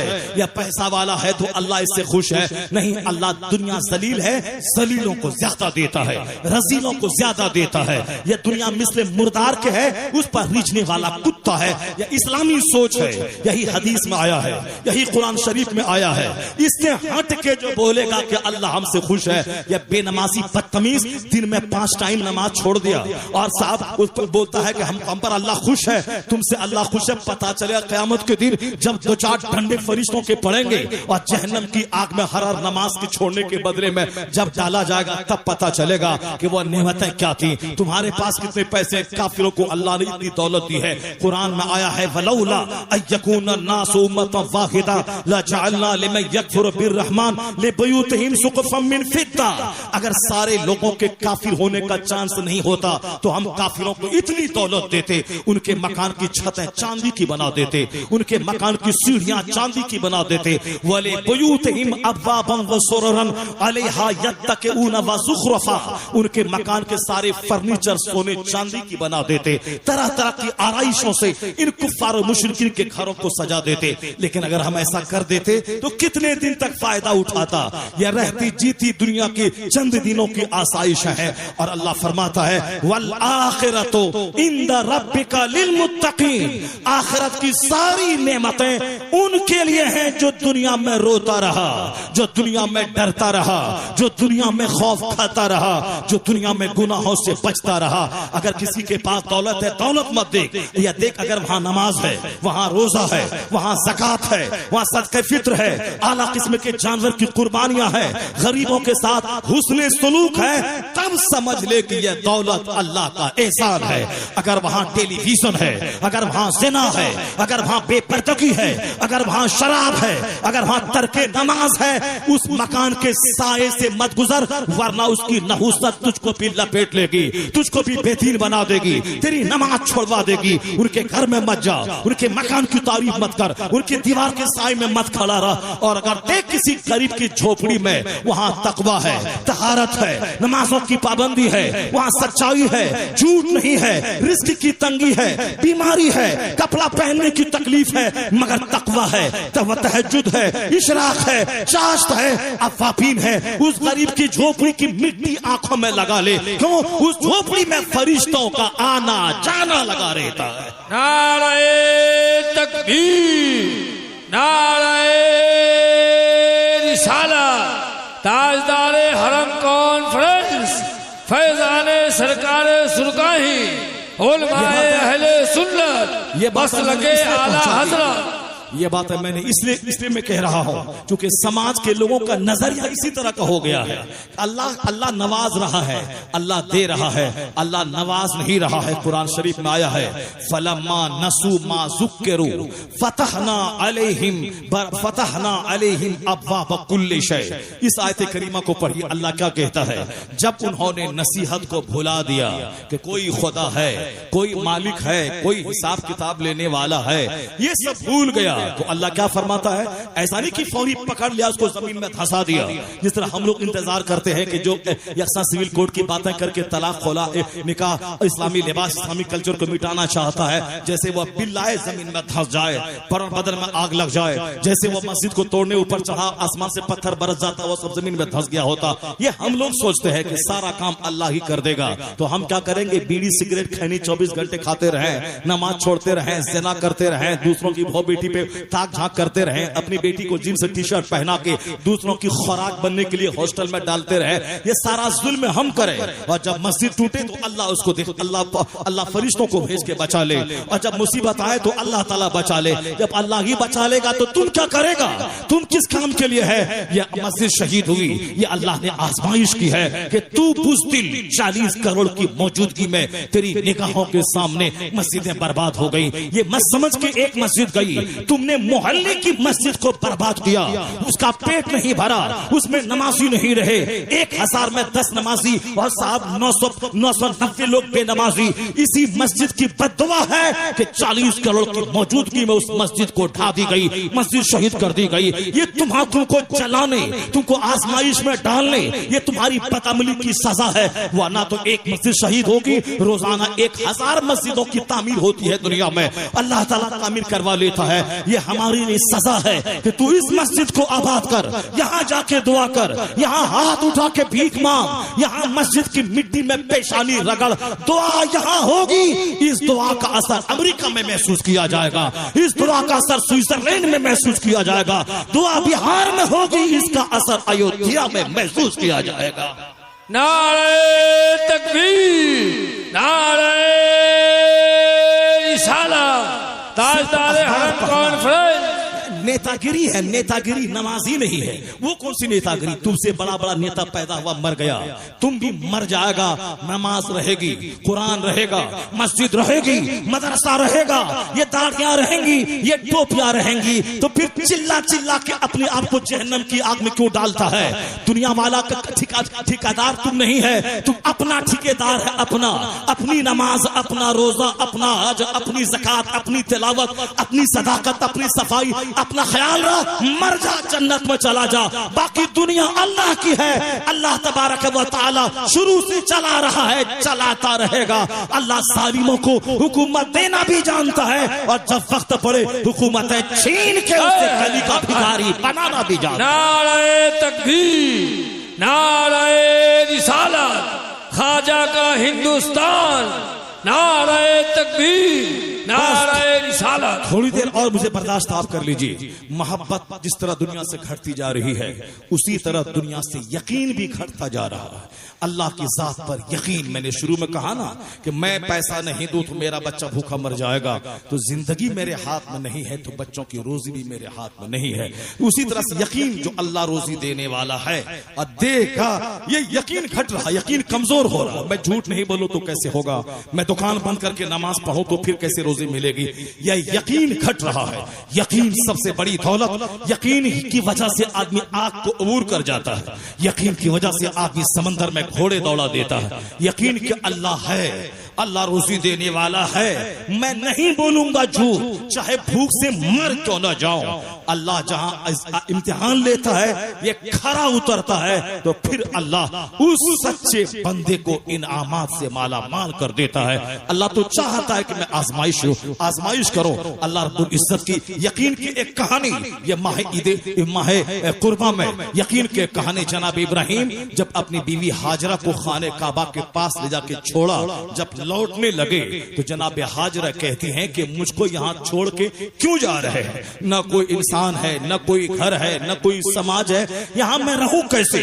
अल्लाह का घर आसमान में बैतुल मामूर, उसी की सीध में जमीन पर काबा है, फरिश्तों ने उसकी बुनियाद खोद दी, ये अल्लाह का घर है। वो खाने काबा क्या था? यानी बीच में चकोर सा घर, पत्थर, चारों तरफ से बुनियाद फरिश्तों ने खोद दी थी। सबसे पहली तामीर खाने काबा की जनाबे जिब्राइल अलैहिस्सलाम अल्लाह के फरिश्तों ने की थी। उसी जगह जनाब इब्राहिम को हुक्म हुआ कि मेरे घर के पास अपनी बीवी, अपने बच्चों को छोड़ जा। वहां पानी नहीं था, वहां कोई सायादार दरख्त नहीं था कि जिसके साए में रह करके आदमी जिंदगी के दिन गुजार सके। बबूल के कांटेदार पेड़ हैं, रेगिस्तानी जंगल है, उस लकोदक सहरा में बिन बेटे और बीवी को छोड़ के जब जाने लगे, जनाब हाजरा वो भी औरत है, छोटा सा दूध पीता बच्चा है, उसको छोड़ के जाने लगे। कोई बाप दुनिया में ऐसा नहीं करेगा, अपनी बीवी और चंद दिन के बच्चों को छोड़कर चटियल बयाबान में वो चला जाएगा। मगर यकीन कामिल अल्लाह ने कहा कि जिस अल्लाह ने उनसे आग से सही सलामत निकाला, जिस अल्लाह ने हर कदम कदम पे रहनुमाई की, उसी अल्लाह के नाम पे इतनी बड़ी कुर्बानी जनाब इब्राहिम दे रहे हैं। अपनी बीवी, अपने बच्चे को छोड़ के वापस जाने लगे। जनाब हाजरा कहती हैं कि क्यों छोड़ के जा रहे हैं? कुछ जवाब नहीं मिला। फिर दूसरी बार कहती हैं क्यों छोड़ के जा रहे हैं? कोई जवाब नहीं मिला। तीसरी बार कहती हैं क्या अल्लाह का यही हुक्म है क्या? चूंकि जनाब हाजरा जान रही थी कि जनाब इब्राहिम का कोई भी काम अल्लाह की मर्जी के खिलाफ नहीं होता है। ये अल्लाह के खलील हैं, अल्लाह के नाम पर सारी बकरियां जो फरिश्तों को देने को तैयार हो जाए, सुनाओ मेरे महबूब का जिक्र जमील, सारी बकरियां दे दी। अब कुछ ना रहा तो मैं चरवाहा बन के तेरे पास रहूंगा। जो जान माल सब कुछ त्याग दिया हो, वह खलीलुल्लाह अपनी बीवी बच्चों को छोड़ के के जाने लगे। बीवी तो जानती थी कि जिनकी रातें सजदे में गुजरती है, जो एक कदम भी अल्लाह की मर्जी के खिलाफ नहीं उठाता, इसका मतलब है कि लगता है कि अल्लाह का हुक्म यही है कि मुझको मेरे बच्चों को छोड़कर ये वापस फिलिस्तीन चले जाएं। जनाबे हाजरा कहती हैं क्या अल्लाह का यही हुक्म है? जनाबे इब्राहिम ने कहा हाँ अल्लाह समद। अगर आज मैं अपने बाल बच्चों से कुछ कहूं, अल्लाह का यह हुक्म है कि तू 7 साल का हो गया, नमाज पढ़, फजर के वक्त में उठ, रात में गटर मटर करते 12-1 बजा देना, 3:30 बजे अजान होती है, माँ कहती है 2 घंटा बच्चा सोया है, अभी आप इसको उठा रहे हैं, 2-4 तमाचा मारे बीवी, 2-4 तमाचा मारे बच्चे को, बदतमीज, रात भर गटर मटर करने कौन कहा? ईशा की नमाज के बाद ज्यादा देर तक जागना ऐसे ही मकरू है, बाहर शरीयत में लिखा है। ईशा की नमाज पढ़ के फौरन सो जा। आजकल नमाज होती है 9 बजे, तो 9:30-10 तक हर हाल में सारे मुसलमान को सोना चाहिए। और अजान होती है फजर की आज की तारीख में, आज के दिनों में 3:45 बजे, जमात होती है 4:15 बजे। तो अगर 4 बजे भी बंदा बेदार हो गया, तो अगर 10 बजे सोया है तो 4-2 6 घंटे हो गए। 6 घंटे की नींद काफी है। अगरचे डॉक्टर बोलता है 8 घंटे सोना कंपलसरी है, वरना आपके ब्रेन में तकलीफ होगी, आपके हार्ट में तकलीफ होगी, मगर 6 घंटे भी सो जाए तो बहुत काफी है। और दिन में 1 घंटा कैलूला कर ले, 7 घंटे हो गए, फ्री हो गए, सेहत भी मिलेगी, चेहरे पे नूर भी रहेगा, औलाद की फरमाबरदारी भी मिलेगी। मगर यहाँ बातें इतनी ज्यादा मुसलमानों के पास है कि बात करने से फुर्सत नहीं है। रात में 9 बजे से फोन शुरू करना है, 1 बजे रात तक फोन ही करना है, जैसे कि यह फोन के लिए ही पैदा हुआ है। दिन भर गाड़ी में फोन, घर में फोन, घर में फोन, तख्ते के किनारे फोन, सुबह बिस्तर से उठ के फोन, रात में पेशाब करने उठा तो फोन, यानी फोन फोन फोन करते करते दिल मर गया, आंख मर गई, सोच मर गई। उसे जरूरतन फोन का इस्तेमाल करना चाहिए। नमाज कज़ा हो रही फजर की, इशा में 100 आदमी था, फजर में 5 आदमी है। क्यों? ये 4 टाइम की नमाज है क्या? अपने मनमाने ढंग से चलेगा। बीवी भी गुनाह से रोकने वाली, बच्चे भी गुनाह से रोकने वाला। ये कयामत की निशानी है कि माँ बाप की तबाही औलाद के हाथों में होगी, यानी माँ बाप औलाद की वजह से बर्बाद होगा, औलाद माँ बाप के हाथों तबाह होगी, यानी औलाद की बर्बादी माँ बाप की वजह से होगी। बच्चा दीनदार बनना भी चाहेगा, ये माँ बाप उसे बनने नहीं देगा। शौहर की तबाही बीवी के हाथों, ये दाढ़ी रख के नमाज पढ़ना चाहेगा, बीवी नहीं होने देगी, या बीवी नेक बनेगी, ये शौहर उसको नहीं होने देगा। बोलेगा बहुत जन्नती बन गई, जन्नती इसको जाना है, छोड़ो नमाज, आओ मेरे पास मेरा दिल बहलाओ। यानी शौहर के हाथों बीवी की तबाही, बीवी के हाथों शौहर की तबाही, औलाद के हाथों वालिदैन की तबाही। यही वो दिन आ गया है, वास्ता तबाही। मगर खातून जब शौहर को देखती है, इसकी रात कैसे गुजर रही है, इसका दिल कैसे गुजर रहा है, तो खातून का सीना हिल जाता है। ये औरतों के दिल में जो शौहरों की कदर घटी, ये मेरी बदअमली की वजह से। जनाबे हाजरा ने कहा इज़न ला युज़य्यिउना, बुखारी शरीफ की हदीस में आया है। जनाबे हाजरा ने जब कहा कि अल्लाह का यही हुक्म है, जनाब इब्राहिम कहते हैं हाँ, तो जनाबे हाजरा कहती हैं इज़न ला युज़य्यिउना, अगर यही बात है तो मेरा खुदा मुझको ज़ाय नहीं फरमाएगा, मेरा खुदा मुझको बर्बाद नहीं करेगा। यानी जब अल्लाह का हुक्म है, तो जिस रब के हुक्म से इस चटकल मैदान में मुझे छोड़ के आप जा रहे हैं, वही रब मेरी हिफाजत करेगा, वही रब मुझे बचाएगा। और कैसा बचाया? जब यकीन अल्लाह पर पुख्ता हो, तो एक परिंदा भी वहां नहीं था, मगर जनाबे हाजरा के सब्र ने, उसके यकीन ने, उनके बच्चों के यकीन ने मक्का को आज दुनिया का सबसे कहमा कहमी वाला शहर बना दिया है। सबसे ज्यादा बारानक, सबसे ज्यादा हसीन तरीन शहर, इस्लामी इनकलाब का मरकज़े अजीम उस मक्का को बना दिया। उसी नस्ल से मुस्तफा पैदा हुए, मुस्तफा की औलाद पैदा हुई, मुस्तफा के असहाब पैदा हुए, जिसका जलवा आज सारी दुनिया में है। जहां जहां है खुदा का नाम, वहां वहां है मुस्तफा जाने रहमत का नाम। नारे तकबीर, नारे रिसालत। ये सारी बहार जनाब हाजरा के सब्र का इनाम है। इज़न ला युज़य्यिउना, अगर यही बात है तो अल्लाह मुझको ज़ाय नहीं करेगा। अल्लाह से बिजनेस करके देखिए, अल्लाह से सौदा करके देखिए, अल्लाह पर विश्वास करके देखिए, अल्लाह कैसे देता है। जनाब इस्माइल जब जवान हुए, जरा गौर से सुनिए थोड़ी देर और। जनाब इस्माइल जब जवान हुए, जनाब इब्राहिम गाहे बगाहे वक्फे से फिलिस्तीन से आते थे और अपने बेटे को देख के जाते थे। जनाब इस्माइल जवान हुए और उनकी शादी हुई कबीले जुरहुम जुरहुम की एक लड़की से जनाब इब्राहिम आए, वो घर पे नहीं थे। बुखारी शरीफ की एक लंबी हदीस जनाब अबू हुरैरा इसके रावी हैं, उसकी तलखीस मुख्तसर 2 मिनट में मैं बयान कर देता हूँ। जनाब इब्राहिम ने कहा कि इस्माइल कहाँ गए? उनकी बीवी कहती है वो शिकार को बाहर गए हैं। अब पूछते हैं जनाब इब्राहिम के कैसा गुजर बसर हो रहा है? वो खातून कहती है बड़ी तंगियों से दिन गुजर रहे हैं। आजकल की 99% औरतें इसी तरह की हैं, चाहे उनका शौहर करोड़ों कमाए, वह कभी नहीं बोलती अल्लाह का शुक्र है, अल्लाह का बेपनाह करम और एहसान है कि दिन बड़े अच्छे से गुजर रहे हैं। वह हमेशा शौहर की शिकायत ही करती है, पैसा बहुत है मगर देता नहीं है, नहीं देता है, पैसा नहीं बहुत है मगर नहीं देता है, इतना पैसा से क्या होगा, इतना पैसा से क्या होगा, हर महीने 50,000 चाहिए तब खर्चा होगा। समाज में 5,000 में सारा महीना गुजर जाता है और यहाँ इनको 50,000 दीजिए तब उनका गुजर बसर होगा। ये तो राशन का पैसा हो गया, बाकी हमारे खर्चा के लिए पैसा कहाँ है? 1 करोड़ दे दीजिए, कभी नहीं बोलेगी कि अल्लाह का शुक्र है अल्लाह ने आप जैसा शौहर मुझको अता फरमाया। वो ही बोलेगा कि मेरे तकदीर ही खराब थी कि आपसे मेरे वालिद ने शादी करवा दी। यानी ये मसला, इसीलिए सारे लोग औरतों से परेशान है।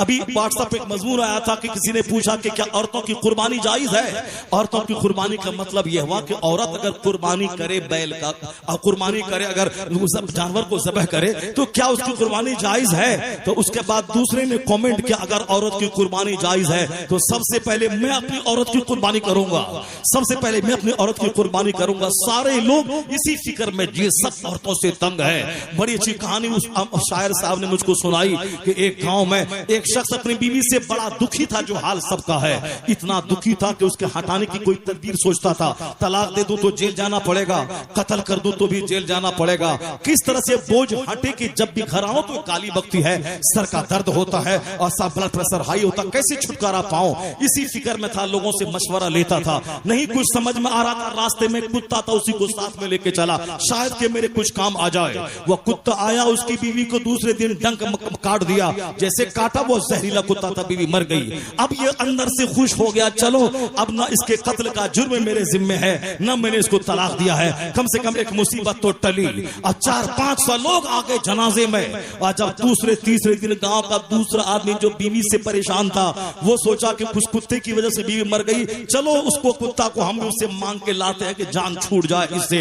वो गया उसके पास, बोला कि कुत्ता दो हमारे हाथ में, बहुत दर्द डरा कि मैं तुमसे बस मांगने आया हूँ, मैं भी तुम्हारी तरह बीवी से तंग हूँ, कोई रास्ता चाहिए, मैंने सुना कि आपको कुत्ता बड़ा कारआमद है। बोला अरे ऐसे आसानी से कुत्ता मिल जाएगा? ये 400 लोग जो बीवी के जनाजे में आए थे, ये सारे लोग मेरी मोहब्बत में आए थे क्या? मेरी बीवी का कौन रिश्तेदार था वो? ये 400 लोग भी कुत्ता ही की वजह से कुत्ता लेने आए थे, ये कुत्ता लेने के लिए वो आए थे। यही हाल सारे मर्दों का है। औरतों का सिलेक्शन शादी ब्याह में इस तरफ माल जो लेगा बर्बाद होगा, जो औरतों का सिर्फ मुखड़ा देखेगा तबाह हो बर्बाद होगा। कि लंबी नाक बड़ी आंख, वो तुमसे ज्यादा अच्छा चेहरा वाला कोई शौहर मिला तेरा दोस्त, तुझको छोड़कर उसके बिस्तर पे गरमाने चली जाएगी।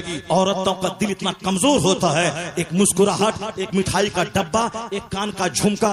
आसनसोल की कहानी हसन रजा अतहर सुना रहे थे कि वहां का एक लड़का एक लड़की पे दिल दिया, और साहब उस लड़की की माँ ने दामाद के पास जब वो गई तो दामाद ने अपनी सास को चूड़ी सोने की दे दिया, अपनी सास को कान का बाला दे दिया। अब वो क्या है, सास उस अपने दामाद पे फिदा हो गई, अब उसकी बेटी को छोड़ के सास के साथ उसका दामाद रहना शुरू किया।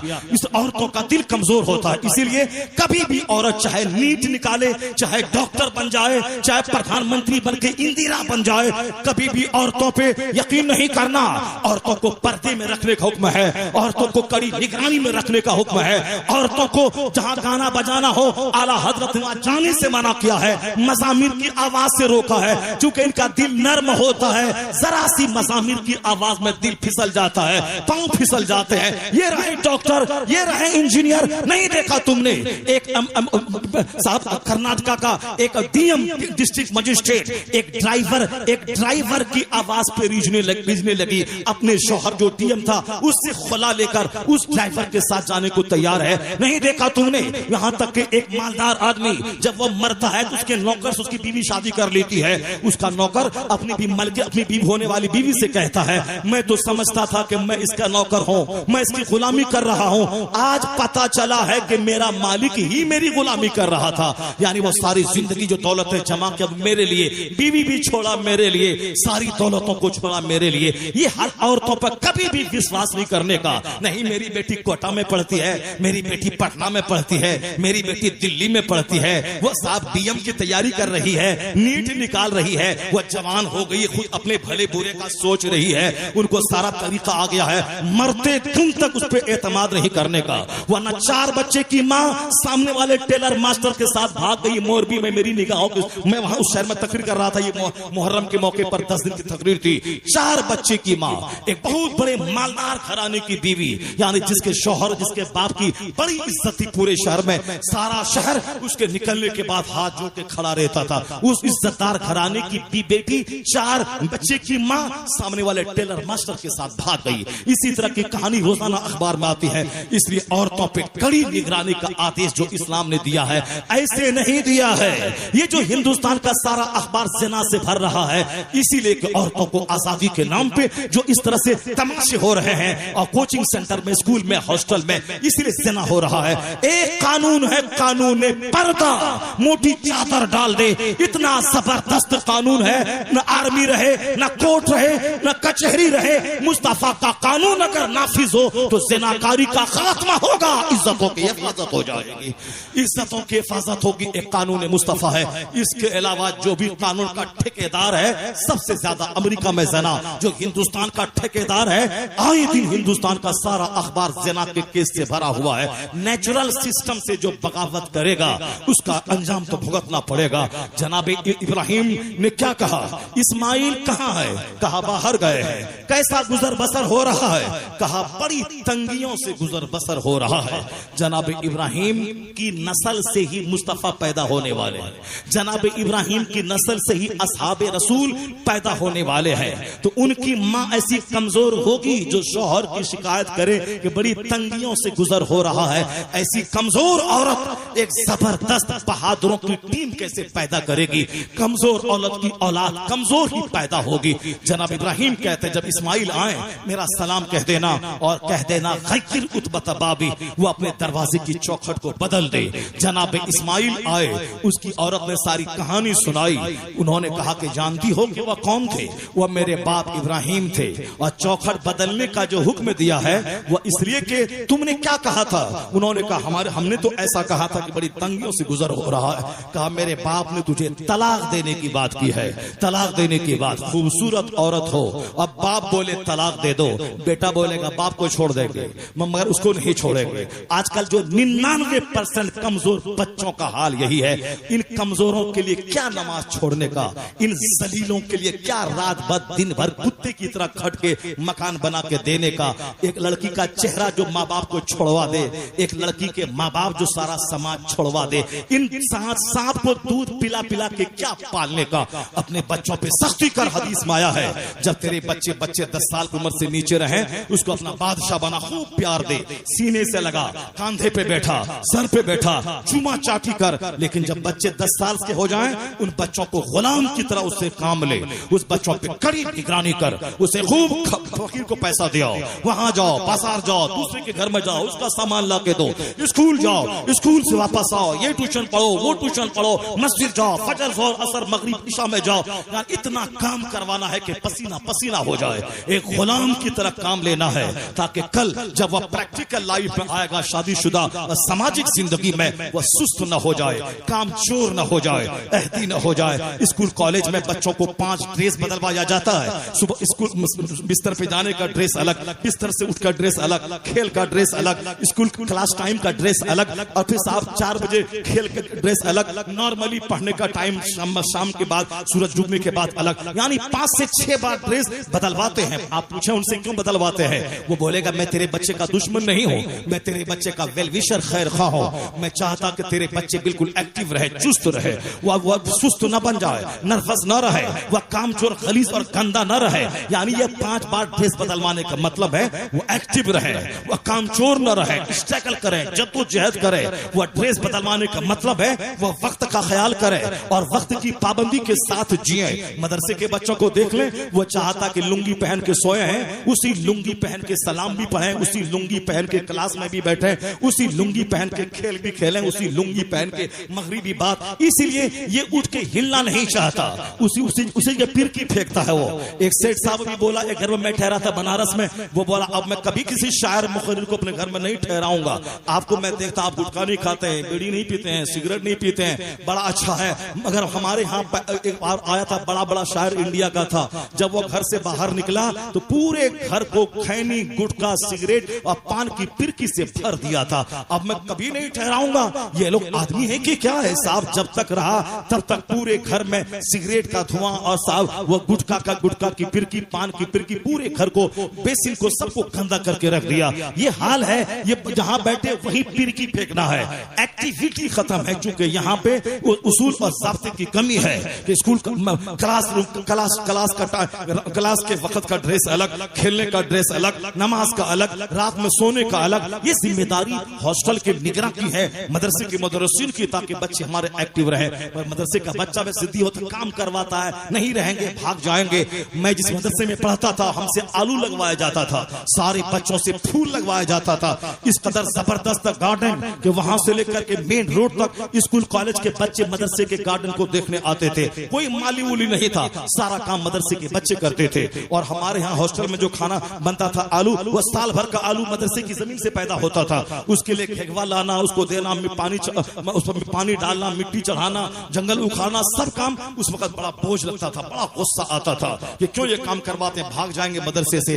अब पता चलता है कि वह मेरे उस्ताद कितने बड़े मोहसिन थे कि वह काम करवा के मेरी सेहत, मेरे हेल्थ का ख्याल करते थे। जो काम चोर होगा वह पिलपिला होगा, गैस्ट्रिक का मरीज होगा, उसका काल अंदर चिपका हुआ होगा, जिसका कोई सिस्टम ना हो रहने सहने का, बदअखलाक, बदअमल हो जाता है बच्चा। इसलिए बच्चों को 10 से लेके 20 साल के बीच में खूब काम लिया जाए, कोई मुरव्वत गुलाम की तरह खटाया जाए। और जब बच्चा 20 साल का हो जाए, अपना एडवाइजर उसे बना ले, अपना वजीर बना ले, अपना पार्टनर बना ले, अपना दोस्त बना ले, हर काम में उससे मशवरा ले, जहां वो गलत काम करे उससे डिबेट करे, उससे बहस करे, बात करने का आदी बनाए, ताकि वो आपसे मशवरा ले, आपसे बात करे, बच्चा काम चोर ना हो जाए, कि अच्छी बात बोलने में भी शर्माए।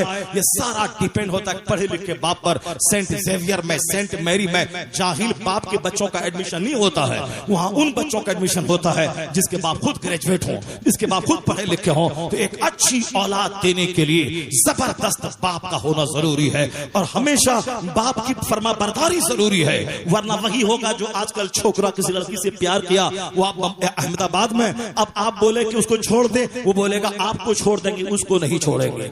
लड़की बोलेगी बिहार छोड़ दो, वो बिहार छोड़ देगा, अपना वतन छोड़ देगा। जिस गांव की गलियों की मिट्टी अमेरिका के व्हाइट हाउस से बेहतर है, यानी जो जहां पैदा होता है उसका गलियों की सड़ी हुई मिट्टी वहां की अमेरिका के व्हाइट हाउस से बेहतर है। उनसे पूछिए जिसके दिल में अपने वतन की मोहब्बत होती है। मेरे छोकरी की मोहब्बत में अपनी माँ अपने बाप सबको छोड़ देता है। मैं कहता हूं बदतमीजों, एक बीवी नहीं 4 बीवी कर ले एट ए टाइम दुरुस्त है।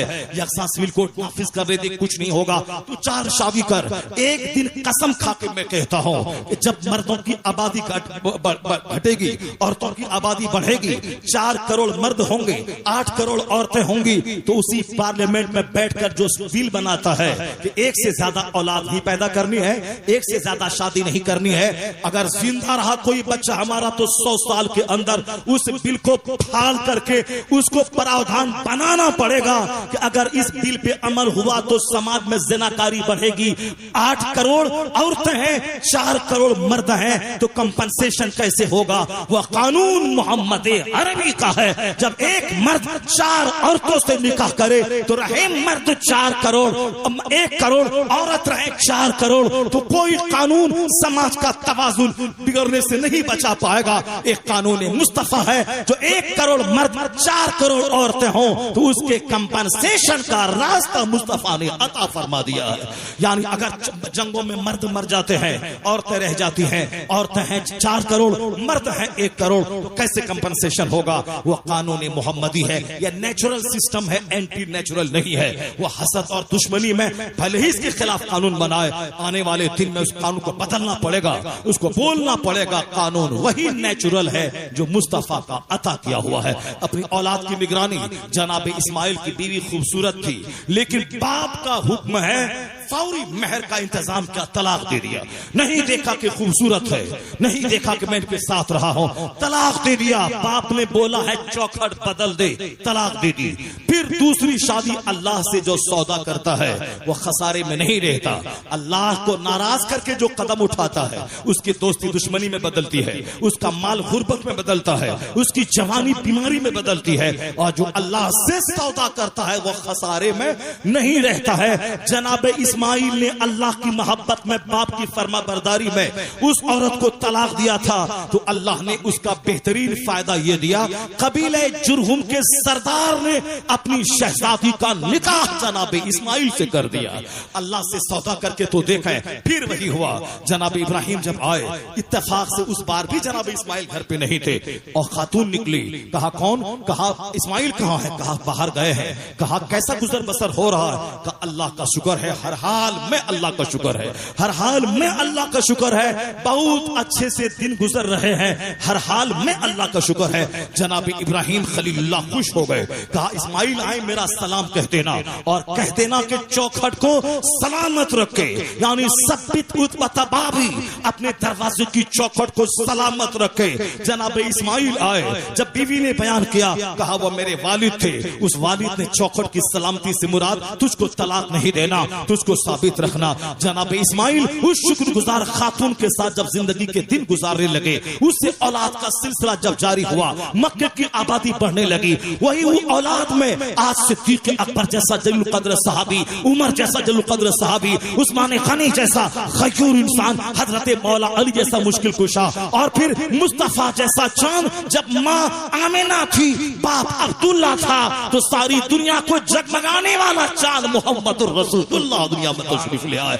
यानी जब बाप हो इब्राहिम और माँ हो हाजरा तो बेटा इस्माइल, और जब माँ हो आमिना और बाप हो अब्दुल्ला तो बेटा हुआ मोहम्मद रसूलुल्लाह। आकाए दो जहां अलैहिस्सलाम की जो आज तक मक्के में जो नस्लें चल रही हैं वो जनाब इब्राहिम अलैहिस्सलाम की नस्ल से चल रही हैं। शादी ब्याह में औरतों का मुखड़ा मत देखिए, शादी ब्याह में औरतों का कैरेक्टर देखिए, औरतों की खसलत देखिए, औरतों का बैकग्राउंड देखिए। मजबूत खातून जो सलाहुद्दीन जन्म दे, जो खालिद इब्ने वलीद का गुलाम जन्म दे, जो औरंगजेब का गुलाम जन्म दे, जो समाज का मुस्लिह, समाज का मुत्तकी, समाज का बहादुर जन्म हो। अल्लाह तबारक व तआला हमको और आपको सबों को अल्लाह की जात पर मजबूत यकीन करने की तौफीक अता फरमाए। अल्लाह ताला हमें एहसान करते हुए हम पर जो मज़हब इस्लाम की अज़ीम शान नेमत दी है, अल्लाह तबारक व तआला इस नेमत उज़्मा को स्वीक हमेशा के लिए सलामती अता फरमाए और हालत ईमान में हम सबों को मौत अता फरमाए। अपने महबूब की शफाअत देकर जन्नतुल फिरदौस में मुस्तफ़ा का जवारे करीम अता फरमाए। आमीन आमीन। व आखिरु दावाना अनिल हम्दुलिल्लाहि रब्बिल आलमीन।